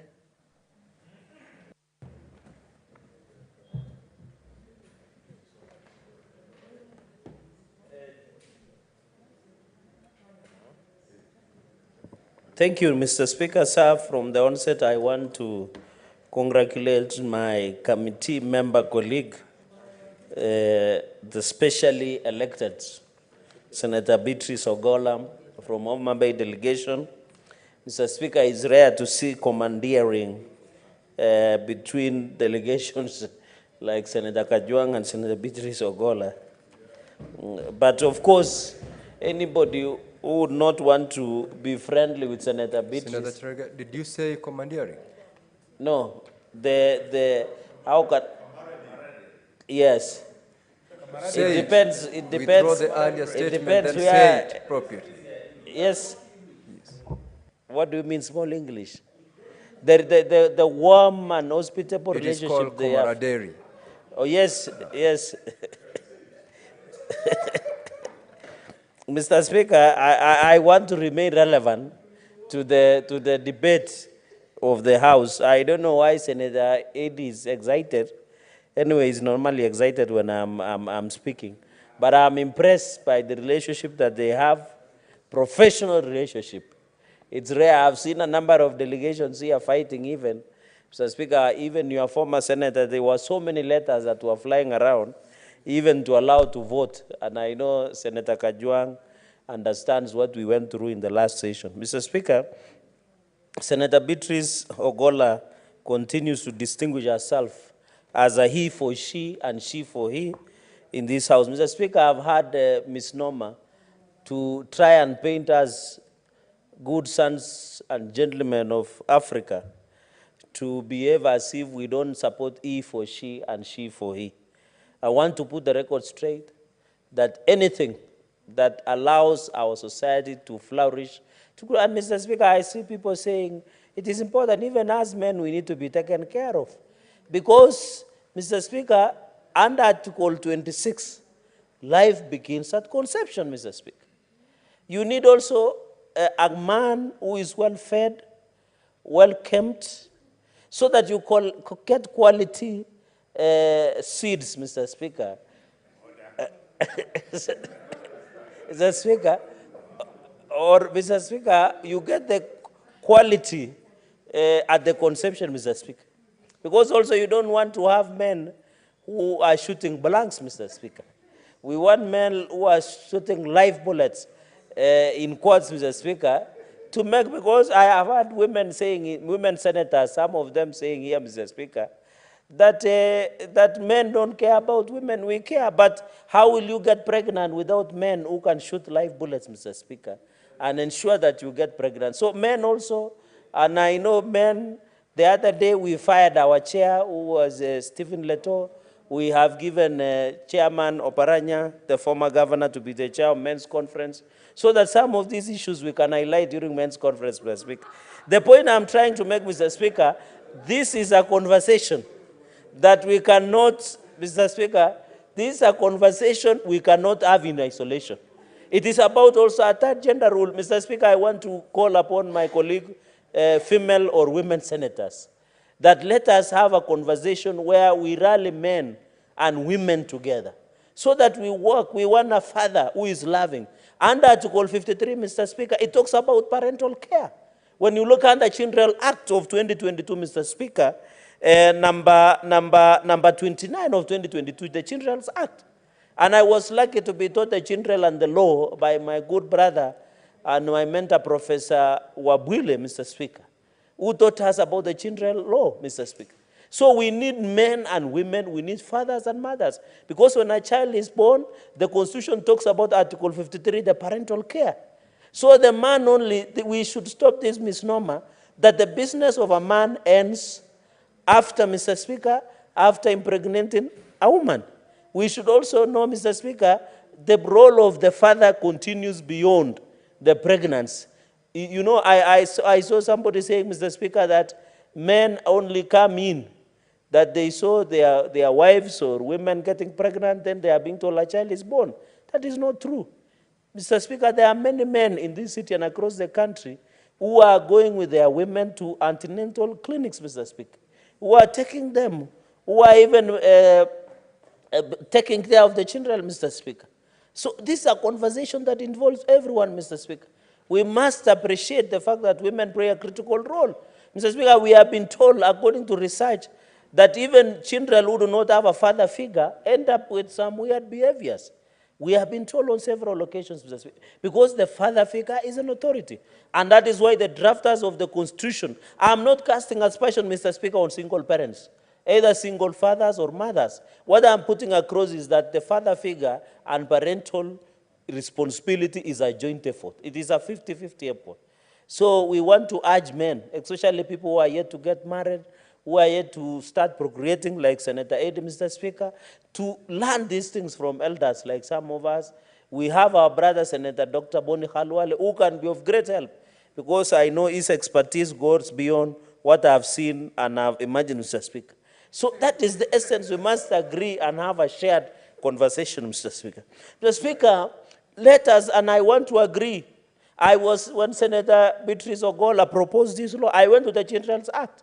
And I realized she's right, because I was asking myself, Mr. Speaker, the Children's Act has extrapolated, as you know, as a senior lawyer in this country, has extrapolated Article 53 on the rights of children, like parental care, right to be given a name, right for parental care, Mr. Speaker, right to be given a name, right to basic free and compulsory basic education, right to basic nutrition, shelter and health care, protected from abuse, neglect, harmful cultural practices, and, Mr. Speaker, parental care and protection, of course. Therefore, the children are supposed to be protected from abusive cultures. In this country, we still have cultures who practice FGM, Mr. Speaker, in some communities, which is still a big challenge in the emancipation and the freedom for the issue of girl child in this republic, Mr. Speaker. We still have communities where children as young girls are 6 years, as less than 10 years are doing for marriage matchmaking, Mr. Speaker. I know it is dominant in other communities, Mr. Speaker. Those are what we call cultures that are harmful to the growth of the child, Mr. Speaker. Mr. Speaker, and therefore when you look at the Children Act 2022, it's just expropriates rights, and I'm happy Senator Ogolla has extrapolated and say taking care of the child from 0 days to 12 years.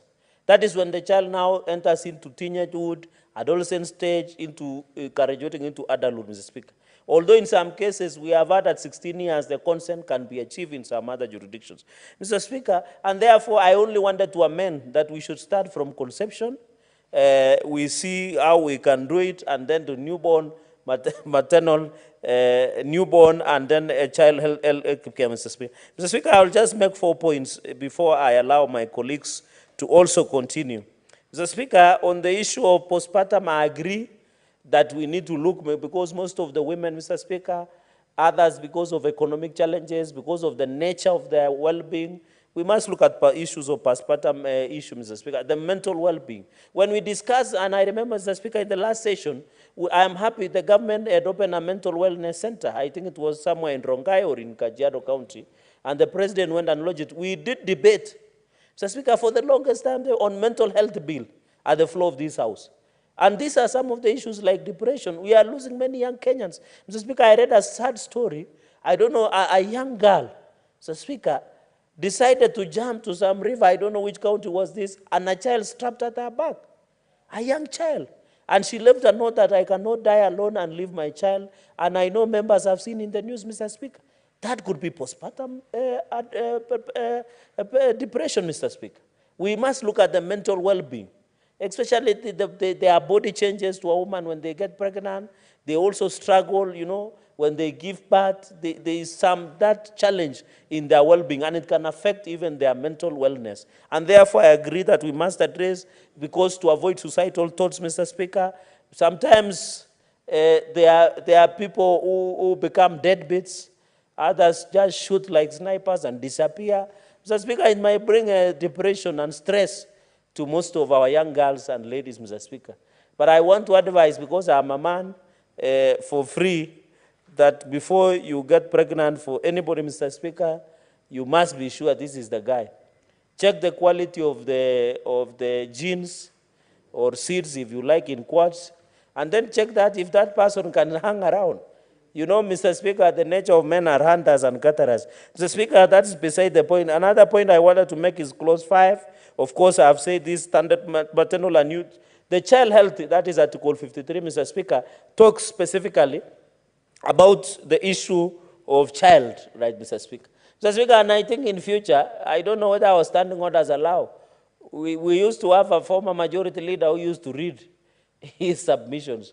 But when you go to US, and I know Senator Eddy is an expert of issues of US, you find senators reading their presentation. I don't know what she will do, and I've seen even in Parliament of Uganda where people read their presentation, but I know maybe our common practice, Mr. Speaker.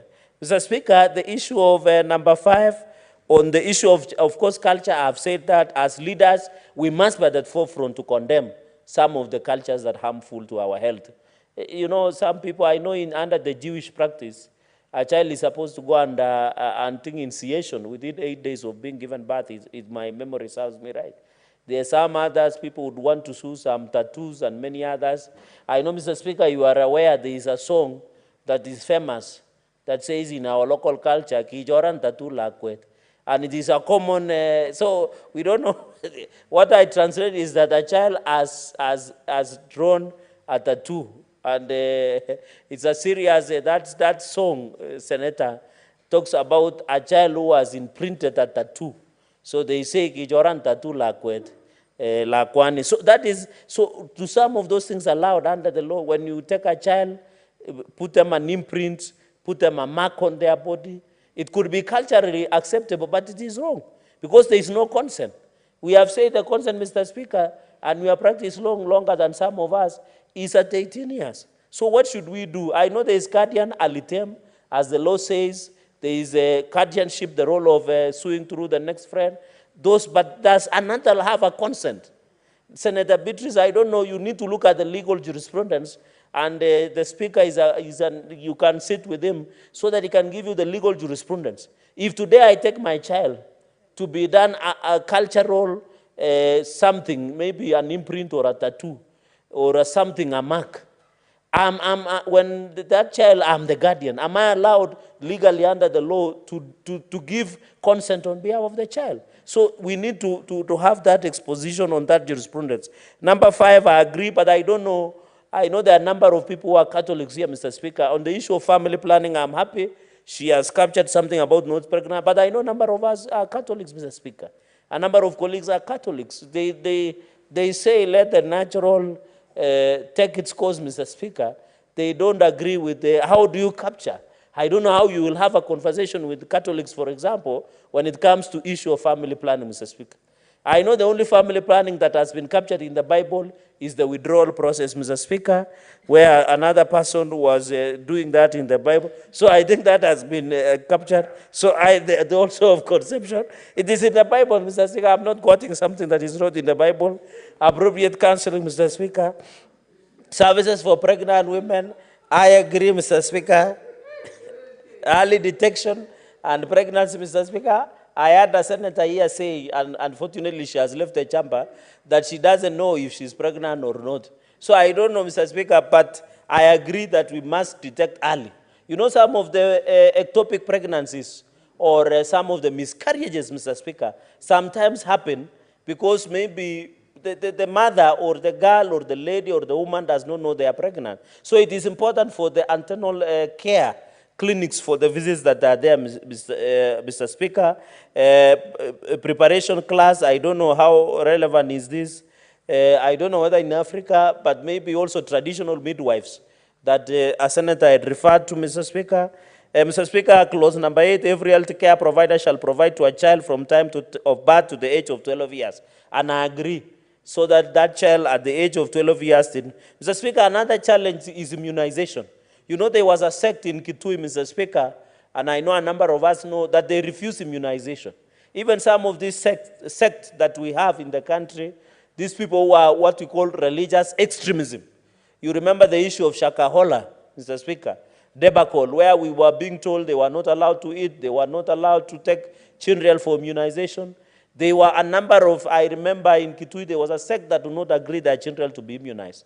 What do you do about it? The issue of immunization, there have been allegations, Mr. Speaker, even through UNICEF, where allegations have been leveled that the immunization process, Mr. Speaker, there were allegations that it is a way of controlling birth rate in Africa. So we need, apart from the resistance from some of the some communities, we also need to alleviate the fears that immunization is a way maybe to change DNA character of Africans or to control the birth rate, Mr. Speaker. So on this issue of immunization, I beseech Senator during the public participation or during the report writing, capture properly. I know, and it is worth to note that over 70% of our children, according to the latest findings by National Vaccine and Immunization Program in the country, have been vaccinated. Where are the 30%? And you know, Mr. Speaker, during COVID, I was told most Africans survive because we do immunization against polio, diphtheria, whooping cough, among others, Mr. Speaker. So we need to agree as a country that we need to move to 90% to ensure and encourage. I think the role of county government in this bill, and I want to thank the senator, she has elaborated that awareness. We need to go to the village and tell that mama who did not go to school that they have children, Mr. Speaker, that you need to take them for immunization. That's how we will prevent diseases like polio, Mr. Speaker, among other diseases. So that if the child needs special needs, and I'm happy the PWDs have been captured, Mr. Speaker. You know, there are children with special needs. I see some parents And it is wrong to hide a child who has special needs or PWD child. I want to encourage parents, if you get a child, it is not by design or because, Mr. Speaker, if you have been given a specially needy child through or a PWD child, 6 services, let them take them to special schools. We have the special school for blind in Kibos. We have another one in Kapsabet. We have small homes that are being run by the Catholic government across the country. Let us all, Mr. Speaker, and ensure so that we take care of those children. They are special. They are unique. We have our special Senator Crystal Asige. She's doing extremely well than other well-able senators. I'm not saying, but considering the perception that we have created. Mr. Speaker, finally, on the issue of services for women with special, Mr. Speaker, I heard Senator said here, and Senator Ledama should listen to this.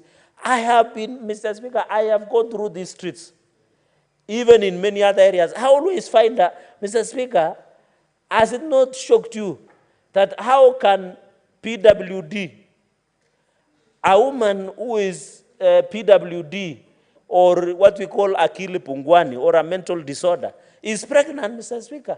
Who are impregnating these women, Mr. Speaker? Even in my area, a woman who was mentally disturbed, every season I used to pass, I see her, she's pregnant.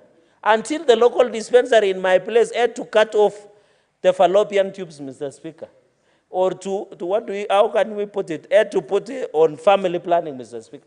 Because how on hell would somebody impregnate a mentally disturbed man? How do they do it, Mr. Speaker? This is shocking. It is a shame, Mr. Speaker, but I'm happy the issue of PWD has been captured here, Mr. Speaker. Mr. Speaker, the functions of county government, of course, and national government is highlighted, 4th schedule policy.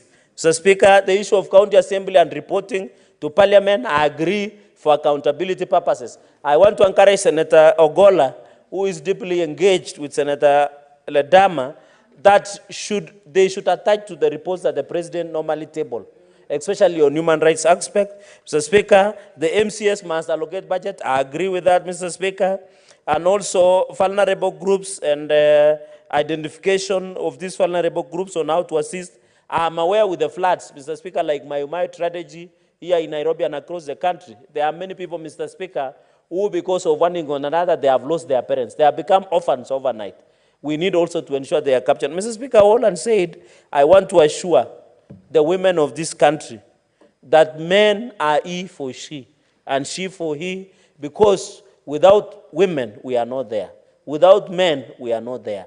We must exist through symbiotic relationship because God has put us together. So I know this, and in fact, I want to encourage Senator Ogola, when she takes this bill to National Assembly, should look for a man to co-sponsor the bill so that we own together. These children belong to all of us, Senator Amida. They are our children. You need a man to make them, and you need a man to take care of them. Mr. Speaker, the food that we eat is provided by men, Mr. Speaker. And I know provided by men and women, Mr. Speaker. And Senator, one of the senior most parent in this house, Senator Kalwala, agrees with me because he has seen a lot. Mr. Speaker, did you see he was training his son to be a bullfighter like him? That is why most children grow up to be like their fathers, Mr. Speaker. And I'm impressed, apart from being a student of university in one of the reputable universities in this country, he's training him to be a bullfighter, Mr. Speaker, but I hope he will just train him for bullfighting only, not for politics. Mr. Speaker, with those many remarks, congratulate my sister and wish well. We hope to see this bill in fruition. I support, Mr. Speaker. Sir. Senator Maruma Jonas Mwashushwe. Asante Mheshimiwa Spika kwa hii fursa kumenipa ili kuunga mkono huu mswada ulioletwa kwa Senate na Senator Beatrice Ogola kuhusu afya ya mama mjamzito na afya ya mama ambaye amezaa na mtoto mdogo ambaye amezaliwa. Mheshimiwa Spika, kumekuwa na sera nyingi na sheria nyingi zimetungwa kuangazia haya maswala, na pia kuna sera zingine ambazo hazijaingia katika sheria, na katika hekima ya Mheshimiwa Beatrice akaona ni vyema alete huu mswada wa kuangazia haya maswala. Mheshimiwa Spika, nitaangazia haya ama sehemu ama sections kama 5. Ya kwanza ikiwa ni sehemu ya 5 ambayo ni ya kuangalia haki ya matibabu vile ilivyoangaziwa katika ibara ya 43 kwamba kila mwananchi ama kila Mkenya kulingana na katiba anahitaji kufikia matibabu. Mheshimiwa Spika, kwa mama mjamzito na mama aliyezaa na mtoto aliyemchanga wako na haki za kupata matibabu, na huduma ya kwanza ambayo inafikia ama inapelekea kuwafikia hii afya iko katika sehemu ya 6 ambayo imesema kwamba mama ambaye hana mimba anafaa kupata huduma fulani. Na Mheshimiwa Spika, kuna huduma kama ya aina vyakula ambayo mtu ambaye hana mimba ama mama ambaye hana mimba ama mwanamke, maana kama hana mtoto basi si mama, mwanamke ambaye hana mimba anafaa kufanya. Wakati wa kwenda kwa tendo la ndoa, Mheshimiwa Spika, kuna mambo tulikuwa tunaambiwa tufanye kabla ya kwenda kwa tendo la ndoa, na katika universities nyingi ama vyuo vikuu wanafunza elimu kwa mfano ya HIV ama ukimwi, na wanaambiwa ya kwamba kabla hujaenda kwa tendo la ngono ama kufanya mapenzi, basi ni vyema kuangalia vile vifaa ama zile zana zinazotumika katika matendo ya ngono. Mheshimiwa Spika, kwa mfano mwanamume kabla hajaenda kwa tendo la ngono aangaliwe kama kuna hali ya afya ya kutosha, ama inaweza kuwa kuna maambukizi ya virusi, akona maambukizi ya fangasi, akona maambukizi ya bakteria.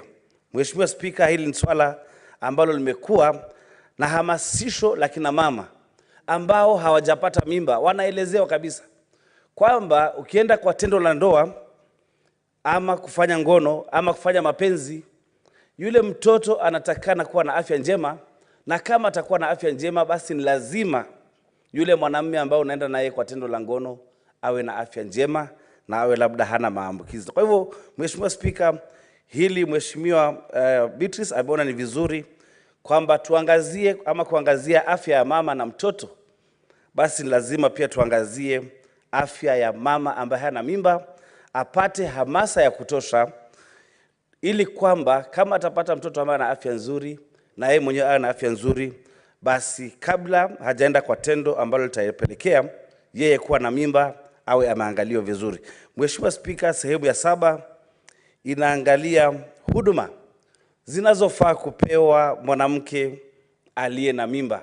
Na Mheshimiwa Spika, haya ni mambo kila wakati katika mafunzo ya kiafya, katika maelezo ya maredio na vyombo tofauti, na katika vyakula vingi ambavyo Mheshimiwa Spika watu wanakula vimeandikwa. Kwa mfano, dawa hii usikunywe kama wewe ni mjamzito, chakula hiki, kinywaji hiki, labda pombe usinywe kama wewe ni mjamzito. Kwa hivyo haya ni mambo ambayo yamekuwa, lakini pia Mheshimiwa, katika hii mswada umeelezea kwamba ni vyema basi mama ambaye ako na mimba apate haya maelezo. Na pia Mheshimiwa Spika, mambo mengine ambayo inafaa kuelezwa mama ambaye ni mjamzito, basi ni kazi ambazo anafaa kufanya na kadhalika, na pia kwenda kwa huduma za kliniki. Mheshimiwa Spika, sehemu ya 7 pia inaangazia masuala ya mama ambaye ako na mimba, na katika hii sera na sheria ama hii sheria inatakana kuangalia mambo ya huduma za dharura. Mheshimiwa Spika, kwa mama ama mwanamke ambaye ako na mimba ni vyema kuwe na mpango dhabiti, mpango mufti ya kuhakikisha kwamba mama ambaye ako na mimba atajifungua kwa hali ambayo si tatanishi.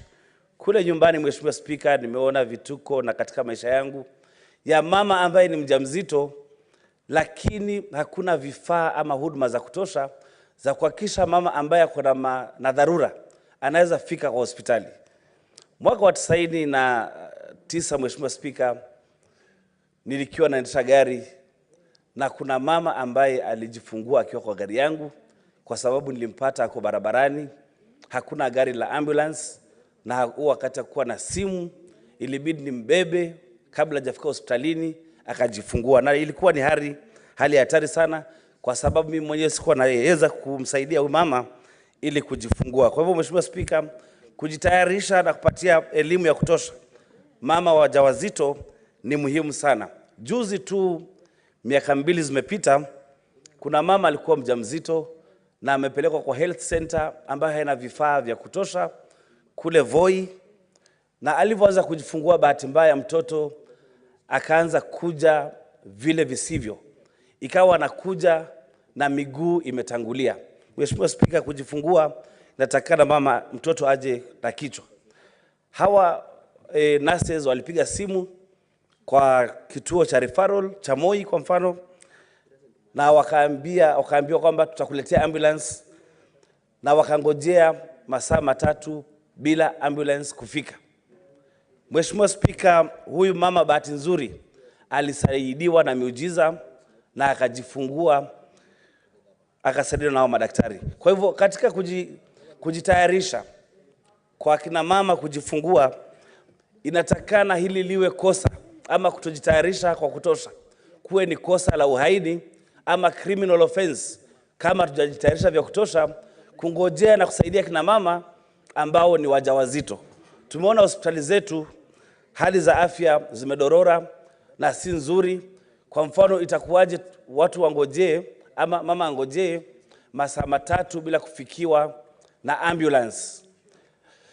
Na ile procedure, Mheshimiwa Spika, inatakikana ni kwamba mama akiwa anajitayarisha kujifungua, basi kuwe na ambulance. Wakati ambulance imeitishwa, maybe isichukue dakika 30 kabla haijafika, na wale ambao wanangojea mgonjwa wawe wametayarisha tayari kufanya upasuaji kwa huyu mama ili kumsaidia. Kwa hivyo nitaambia Mheshimiwa Beatrice labda tufanye mageuzi ili kutojitayarisha vya kutosha kwa hospitali na huduma na county governments liwe ni kosa la jinai, iwe ni criminal offense, kwa sababu watu wengi ambao wanakufa, kina mama wengi ambao wanakufa, watoto wengi ambao wanakufa katika wakati wa kuzaliwa ni kwa sababu ya matayarisho ambayo hayafai. Kwa kimombo nafikiri tunaweza sema ni medical negligence.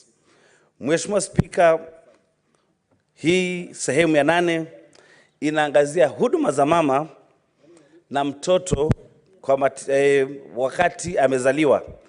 Na Mheshimiwa Spika, kumekuwa na matibabu ya bure katika hospitali nyingi, lakini kwa sasa hivi hali ya afya imedorora kwa kaunti zingine.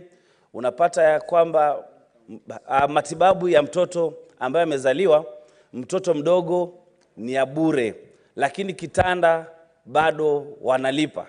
Kwa hivyo watu wengi wanaogopa kupeleka watoto wao hospitalini kwa sababu ya kutozwa pesa hospitalini, na saa zingine hawa watoto wanakufa. Nilikuwa na mfanyikazi wangu mmoja ambaye alikuwa na mtoto mgonjwa, kampeleka hospitalini na akawa anashindwa kumtoa kwa sababu licha ya kuwa kuna linda mama na sera na sheria zimewekwa na serikali za kusaidia watoto kama hawa, alikosa kutolewa kwa sababu ya bili ya 4,500 kitanda na chakula peke yake. Kwa hivyo nafikiri kukiwa kunatengenezwa kanuni za kuwezesha kufanya kazi huu mswada, basi iwe bayana ya kwamba kama ni kutibu mtoto ama matibabu ya mtoto aliye kuanzia mwaka mmoja ama kuanzia kuzaliwa mpaka miaka 5, hiyo huduma kama ni bure, basi iwe bure bin bure ama bure ya bure kabisa, kwa sababu hata chakula na kitanda bado hayo ni malipo na watu wengi hawawezi kumudu. Ningependa kukubaliana na wasemaji ambao wamesema mbele yangu kwamba hii program ya Linda Mama ilikuwa ni program nzuri, lakini serikali yetu ambayo iko saizi imetoa huduma nyingi sana, na tunaogopa ya kwamba hata hii huduma ya Linda Mama inaweza ondolewa pia. Tukiangalia kwa mfano kwa wanafunzi ambao wako shuleni walikuwa wanapata insurance ama matibabu ya bure ambao wako secondary schools, Saizi hiyo imeondolewa na wanalipa na mambo mengine mengi, sera nzuri ambazo zimekuweko na saizi zimetolewa. Nafikiri hii alinda mama ni vizuri kama itawezekana basi iwachwe ibaki hapo. Ya mwisho, Mheshimiwa Spika, ni sehemu ya 12 ambayo imeangazia majukumu ya serikali ya kitaifa na serikali ya kaunti, na katika hii sheria majukumu ya serikali ya kitaifa yamekuwa ni kuunda sera za kuelekeza vile huu mswada utakavyotekelezwa, na katika serikali za magatuzi wametoa njia na mbinu za kuhakikisha kwamba huu mswada unatekelezwa vilivyo. Lakini Mheshimiwa Spika, hatuwezi tekeleza huu mswada vyema na vilivyo kama hatutakuwa na pesa ya kutosha katika magatuzi.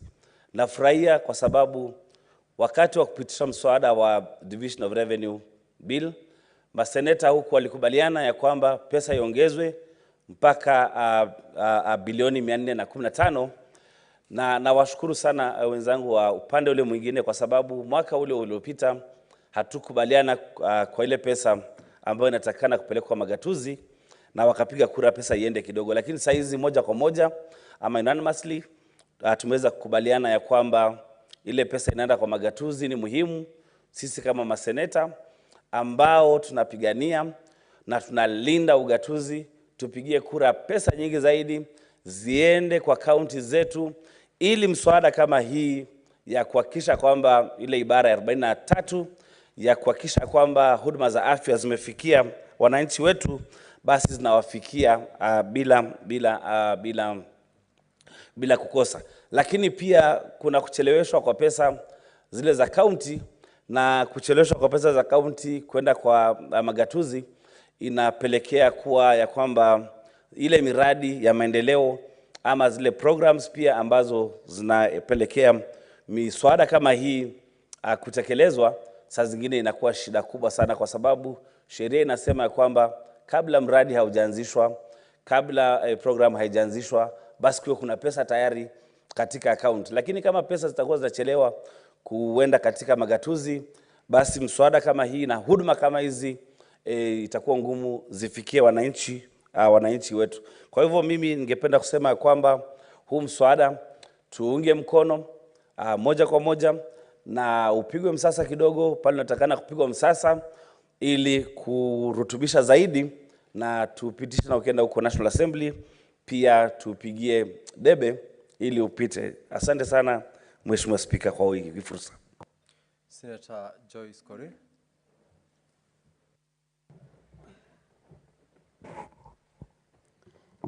Thank you very much, Honorable Speaker. Allow me also to congratulate Honorable Beatrice Zogola on this very, very important bill, the bill on maternal, newborn and child health services bill, which has really come in very, very timely. I know it's long overdue. And I must applaud the Honorable Senator, because mothers plays a very critical role in the society in bringing up life. Honorable Speaker, I want to say that indeed the bill has tried to address a number of issues, ranging from right to health services. It has also addressed the issues of services for the non-pregnant women. It has addressed the issues of the pregnant women. It has also addressed the issues of the roles of the county governments. And Honorable Speaker, I want to specifically talk about the article that is part 4 of the bill. That is part 4 of the bill, Article 14. Where it's talking about in F, the formulation of programs and implementation of strategies aimed at reducing the infant mortality rates and maternal mortality ratio in the counties. Honorable Speaker, this is something that has been really affecting a number of counties. And when you go to the statistics within the various counties that we have, this is an issue that has really been affecting us in terms of losing the infants and even the mothers. And also, Honorable Speaker, it will also enable us to implement the programs for the acceleration of infant immunization. And on age, Honorable Speaker, it talks about developing and implementing training programs for the skilled birth attendants in the county governments, Honorable Speaker. Honorable Speaker, I want to say that this is a bill, Honorable Speaker, that is also trying to assist or to cure the challenges that people living with disabilities have been undergoing through, Honorable Speaker. And within the bill, it has also talked about the formation of community-based committee that is going to foresee the needs of the people living with disabilities and even the infrastructure that they are supposed to be assisted in getting their treatments, Honorable Speaker. So I want to say that I will also want to agree with Honorable Senator from Narok on the issue of the care, the mother and child care, where it starts immediately after the child is born, and the amendment that Honorable Senator is trying to bring, where the child and the mother can be addressed or can be assisted for at least 1 year before they can be separated, Honorable Speaker. So I just want to say that I support this bill, and I applaud the Honorable Senator and the senators who have contributed to this bill. Thank you, Honorable Senator. Honorable Speaker. Thank you, Senator Joyce. Senator Hamida Kibwana.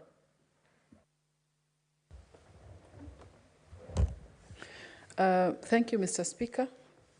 I would also want to add my voice on the bill.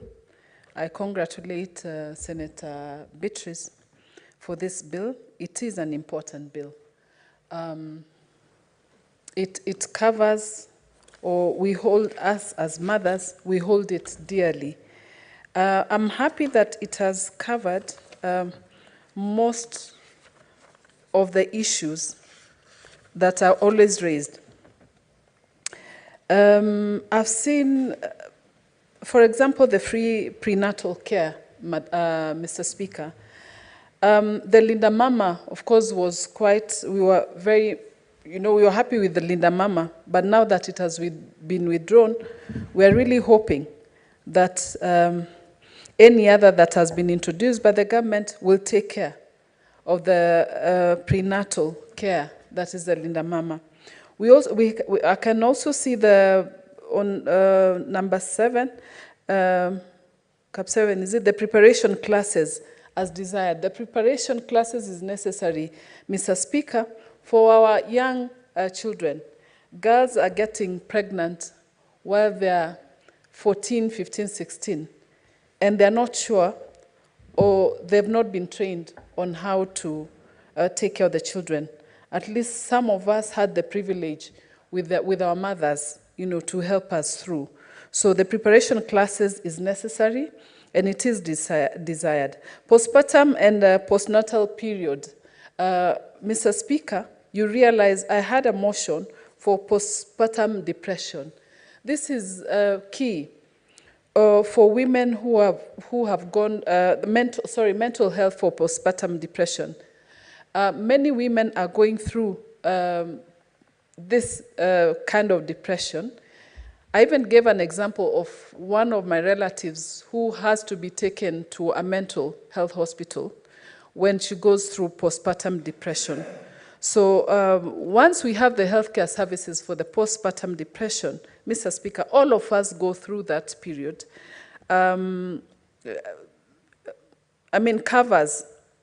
It does cover and helps the women go through this stage. I've also seen the postnatal also, that is also covered. Mr. Speaker, many women, some of them, actually 3/4, or should I say over 45%, cannot afford to go to hospitals, imagine when they conceive. It is a serious matter, and you may find the woman only goes to hospital when she's about to give birth. Yet, all that period, 8 months, nothing has been observed. So it is unfortunate most of the time that they lose their children because there's no postnatal follow-up. So I'm happy that this has been covered in this bill. And then also where the child is severely malformed at the time of birth is also necessary. Mr. Speaker, also, as women, most of them cannot afford pediatricians. And there's a name, maybe Senator Kalwale can assist me. You know, the doctors, the pediatricians who only deal with pediatric, I mean the child, you know, who are just been born, I mean the infant, sorry. That is necessary also for all of us women who deliver and don't have pediatric, you know, pediatricians. So this bill has taken care of that the healthcare provider may refer the child to a relevant medical practitioner. So that one, Mr. Speaker, is also covered in this bill. Mr. Speaker, essential interventions are highly cost-effective and result in benefit ratio. The reproductive health package is particularly at times quite hefty, but it's also important. This also covers the contraceptive services. Mr. Speaker, when we go through poor reproductive health, the outcome of women and children, of course, may result a risk factor, such as unsafe sex. So we need, girls need to go through need to go through this counseling on unwanted pregnancy, Mr. Speaker, and sexually transmitted infections. So I think I'm happy that this bill it's more or less overhauls all the necessary issues on maternal, newborn and child bill. The last but not the least, Mr. Speaker, another hidden reproductive health is infertility, Mr. Speaker. Infertility, nowadays we realize it's quite key. And in 2010, an estimated 48.5 women were involuntarily childless. So this, I'm hoping that this bill will also cover that. Mr. Speaker, you're all aware that I had my e-health bill, which is now has been transformed into digital health bill. And it was actually also more or less, I would say, it complemented the maternal newborn and child bill.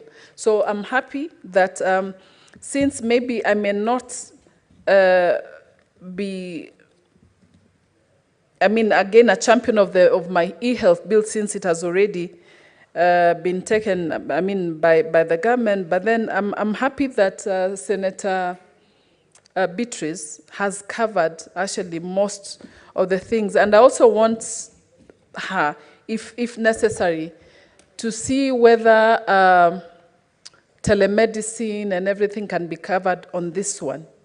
So that at least, you know, the telemedicine, you may find that that child doesn't have to be brought to Nairobi, but then can be treated there, and the doctors, all those things can be sent to Nairobi for the test and then go back maybe to Meru or to some place. So telemedicine is also necessary in this. And also in pharmacy, how do they track the medicine, the pharmacy thing, I mean the medicine from point A to point B, that is going to, of course, medicine for, that is, of course, in the package of telemedicine. We have the telemedicine and the pharmacy. So all of them should be tracked together so that even a person in Garissa or Tana River can be treated, or a child, mother, and, you know, a newborn can be treated.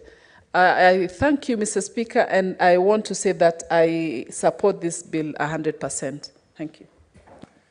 Senator Mutinda Tabitha.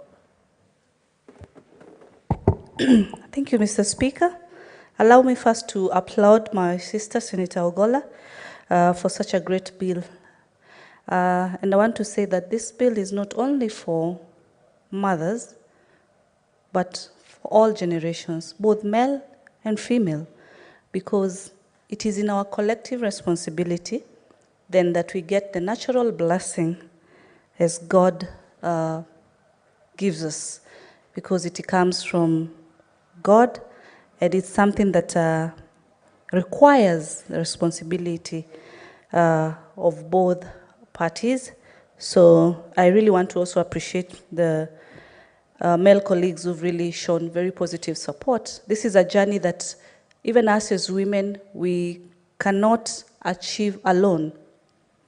Touching on the area of the medical sector, Mr. Speaker, you realize that both male and female are doctors, are gynecologists, are pediatricians, and so it is totally a collective responsibility, and in that, then we are able to achieve and see a generation that has a space medically that is going to be accommodative, especially for the young ones, for the future. Let me start, looking at or mentioning the issue of the CHPs. CHPs are really playing a very key role in our country, and I'm happy that it's been one of our manifestos that we've been able to achieve. And the reason I'm bringing this up, Mr. Speaker, is because in our recent DORA submissions, we, as a Committee of Finance, we were able to highlight the cost that comes with the CHPs, putting in mind the role that the CHPs do play. Like in Nairobi, we have over 7,000 CHPs, and they play a very key role, up and including helping on reducing the issues of mortality, and there's a cost that comes, and so it is very key, it is very important to note, even when we discuss on the issues of DORA, that one of the costs that we are taking care of is the CHP's cost. Then who in the long run will be able to have very much impact as far as the issues of mortality are concerned, Mr. Speaker. Mr. Speaker, I note in the bill, and I would want my sister, my Senator Gola, to note on section 8(2), it talks about where the child under subsection 1 is severely malformed at the time of birth, the healthcare provider may refer the child to a relevant medical. Mr. Speaker, I note and pick a key English word that I've realized the legal fraternity really likes using, and then it leaves things that are not fully closed. Because when you say that the health provider may, and in this case scenario, we are talking of a child who has had a malformation at the time of birth. So when we say may, then it means that the hospital can decide to take further medical action or diagnosis, or they might not. So I think that strictly should change and say the healthcare provider shall, so that it is mandatory, because the aim of these two, section 8 part 2, is to try and ensure that the child is safe in case of a malformation. So there should be much emphasis by using the word shall, Mr. Speaker. In our different committees, we've looked at some of the acts that the counties are using. And one of the things that we've noted is that especially when they present their acts, but they do not have regulations to guide them in the policies and administration of the same regulation, that act that they've been able to put. And in one of the clauses, you realize it indicates and says that the county may, do regulation. So it is not a must, it's not mandatory. And so when you leave it like this, then it's not mandatory for that child can be able to get further care. So there should be emphasis of the word shall, Mr. Speaker. Mr. Speaker, I also noted on the issue of hospitals as an institution, and also personnel as far as medical practitioners are concerned.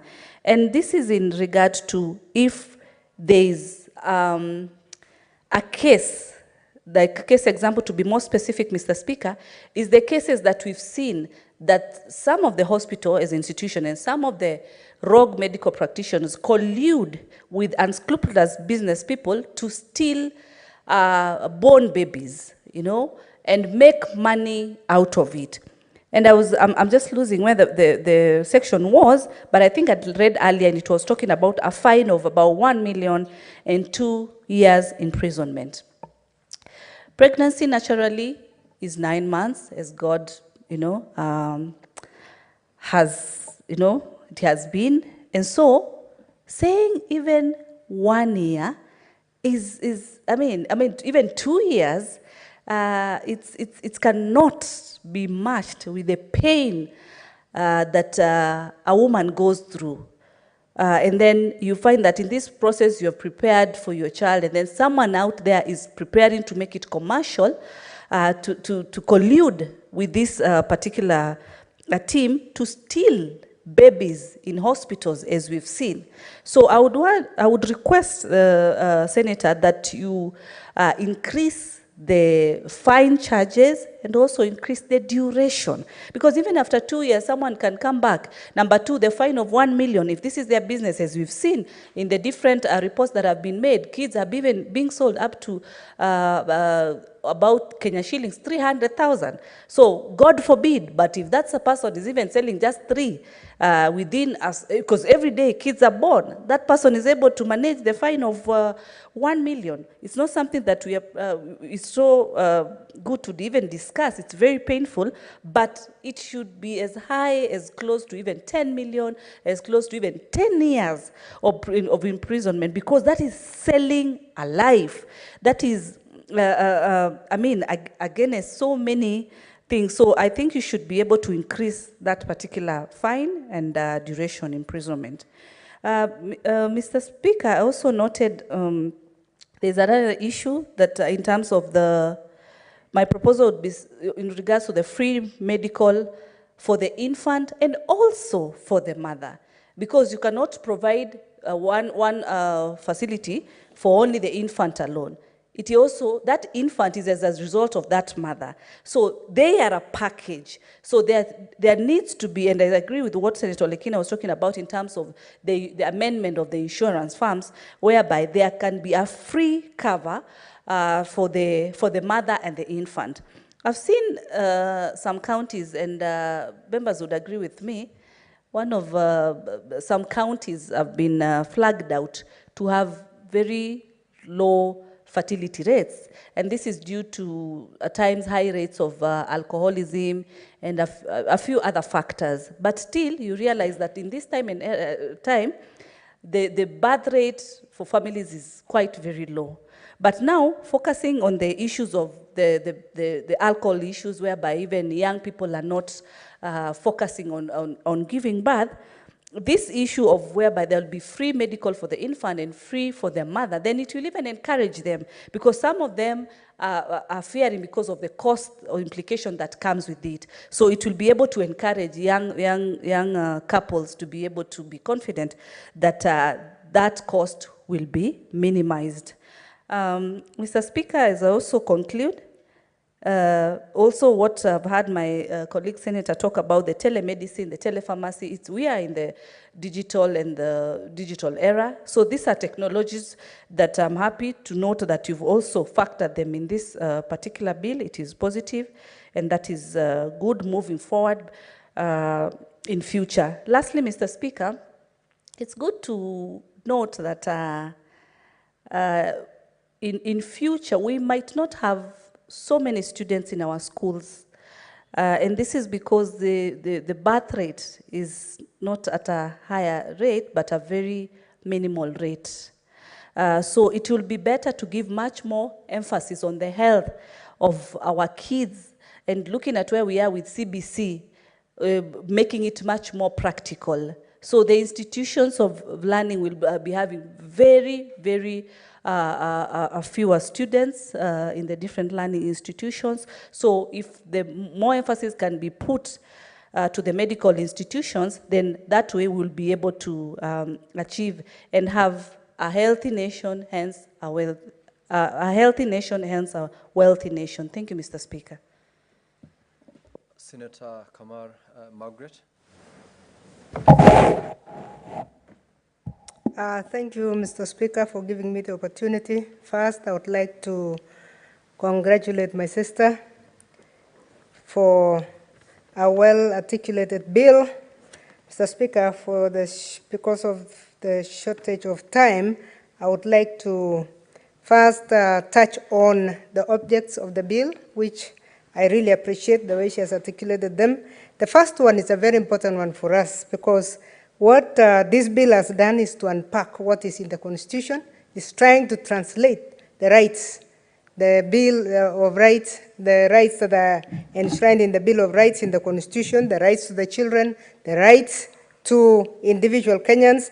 And when you look at the objects that she has given, is that this is going to provide a framework for the delivery of comprehensive quality health service to meet the health needs of mothers, newborns, and children. This, to me, is extremely important because, Mr. Speaker, we realize that mothers have never been part of the story. It's like in Kenya, a mother becomes pregnant, it is her business, she gets her baby, it is still her business. We have not really looked at how a mother can be taken care of because this is a mother who is giving birth to a Kenyan, and we don't recognize that. And this bill is recognizing that. Now, further, she goes on to look at insurance that maternal, newborn, and child health care provisions are within reach. Mr. Speaker, when I became a member of Parliament of Eldoret East, we had a terrible problem because a lot of people were delivering on the roadside. And I know it is still going on in some places, that mothers, nobody cares where you deliver. It's up to you. You are pregnant. You are about to give birth. It's up to you to look for your way out. And yet we know that even in times like we are in right now, with this flooding that is going on, there are people who cannot reach, who cannot access anything. Sometimes they cannot even access midwives, let alone the fact that the training of midwives went very low, because for a very long time we looked at midwives as those traditional women who had no value. It is now that we are seeing the value of the same women, and we have a lot of problems. So the establishment of programs to expand and improve availability and access of maternal, newborn, and child care services is one that we must take very seriously in this Senate. Why? So health is devolved. And because health is devolved, we should not restrict our access to these facilities to health centers, as we are told, and beyond. It is very important that any dispensary should have a maternity wing. It is just one room, a delivery room, and a place for the mother to rest after that. If we have a tradition of taking care of them at that level, then we are going to make a difference in the lives of these mothers. And this, again, is because we have never really looked at the mother. We have been looking at these Kenyans when they are grown up, they join the army, they become our officers, the police, they become teachers, professors, and so forth. But if we focus on taking care of the mother, then we are going to have a healthy nation. Because without taking care of how the mother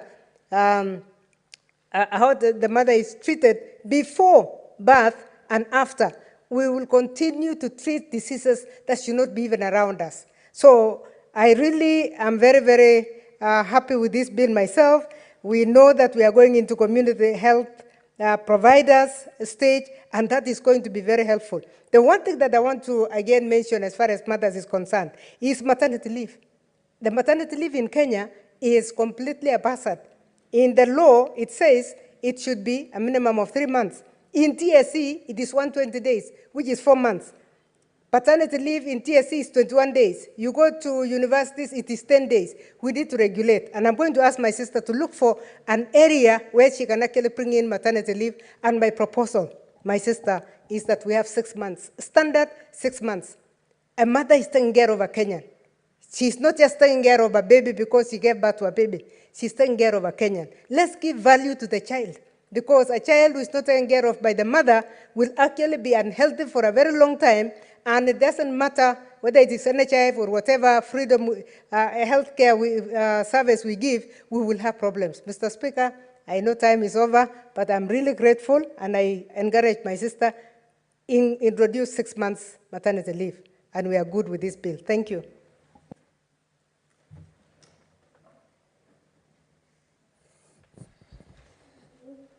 Honorable Senators, it is now 6:30 p.m.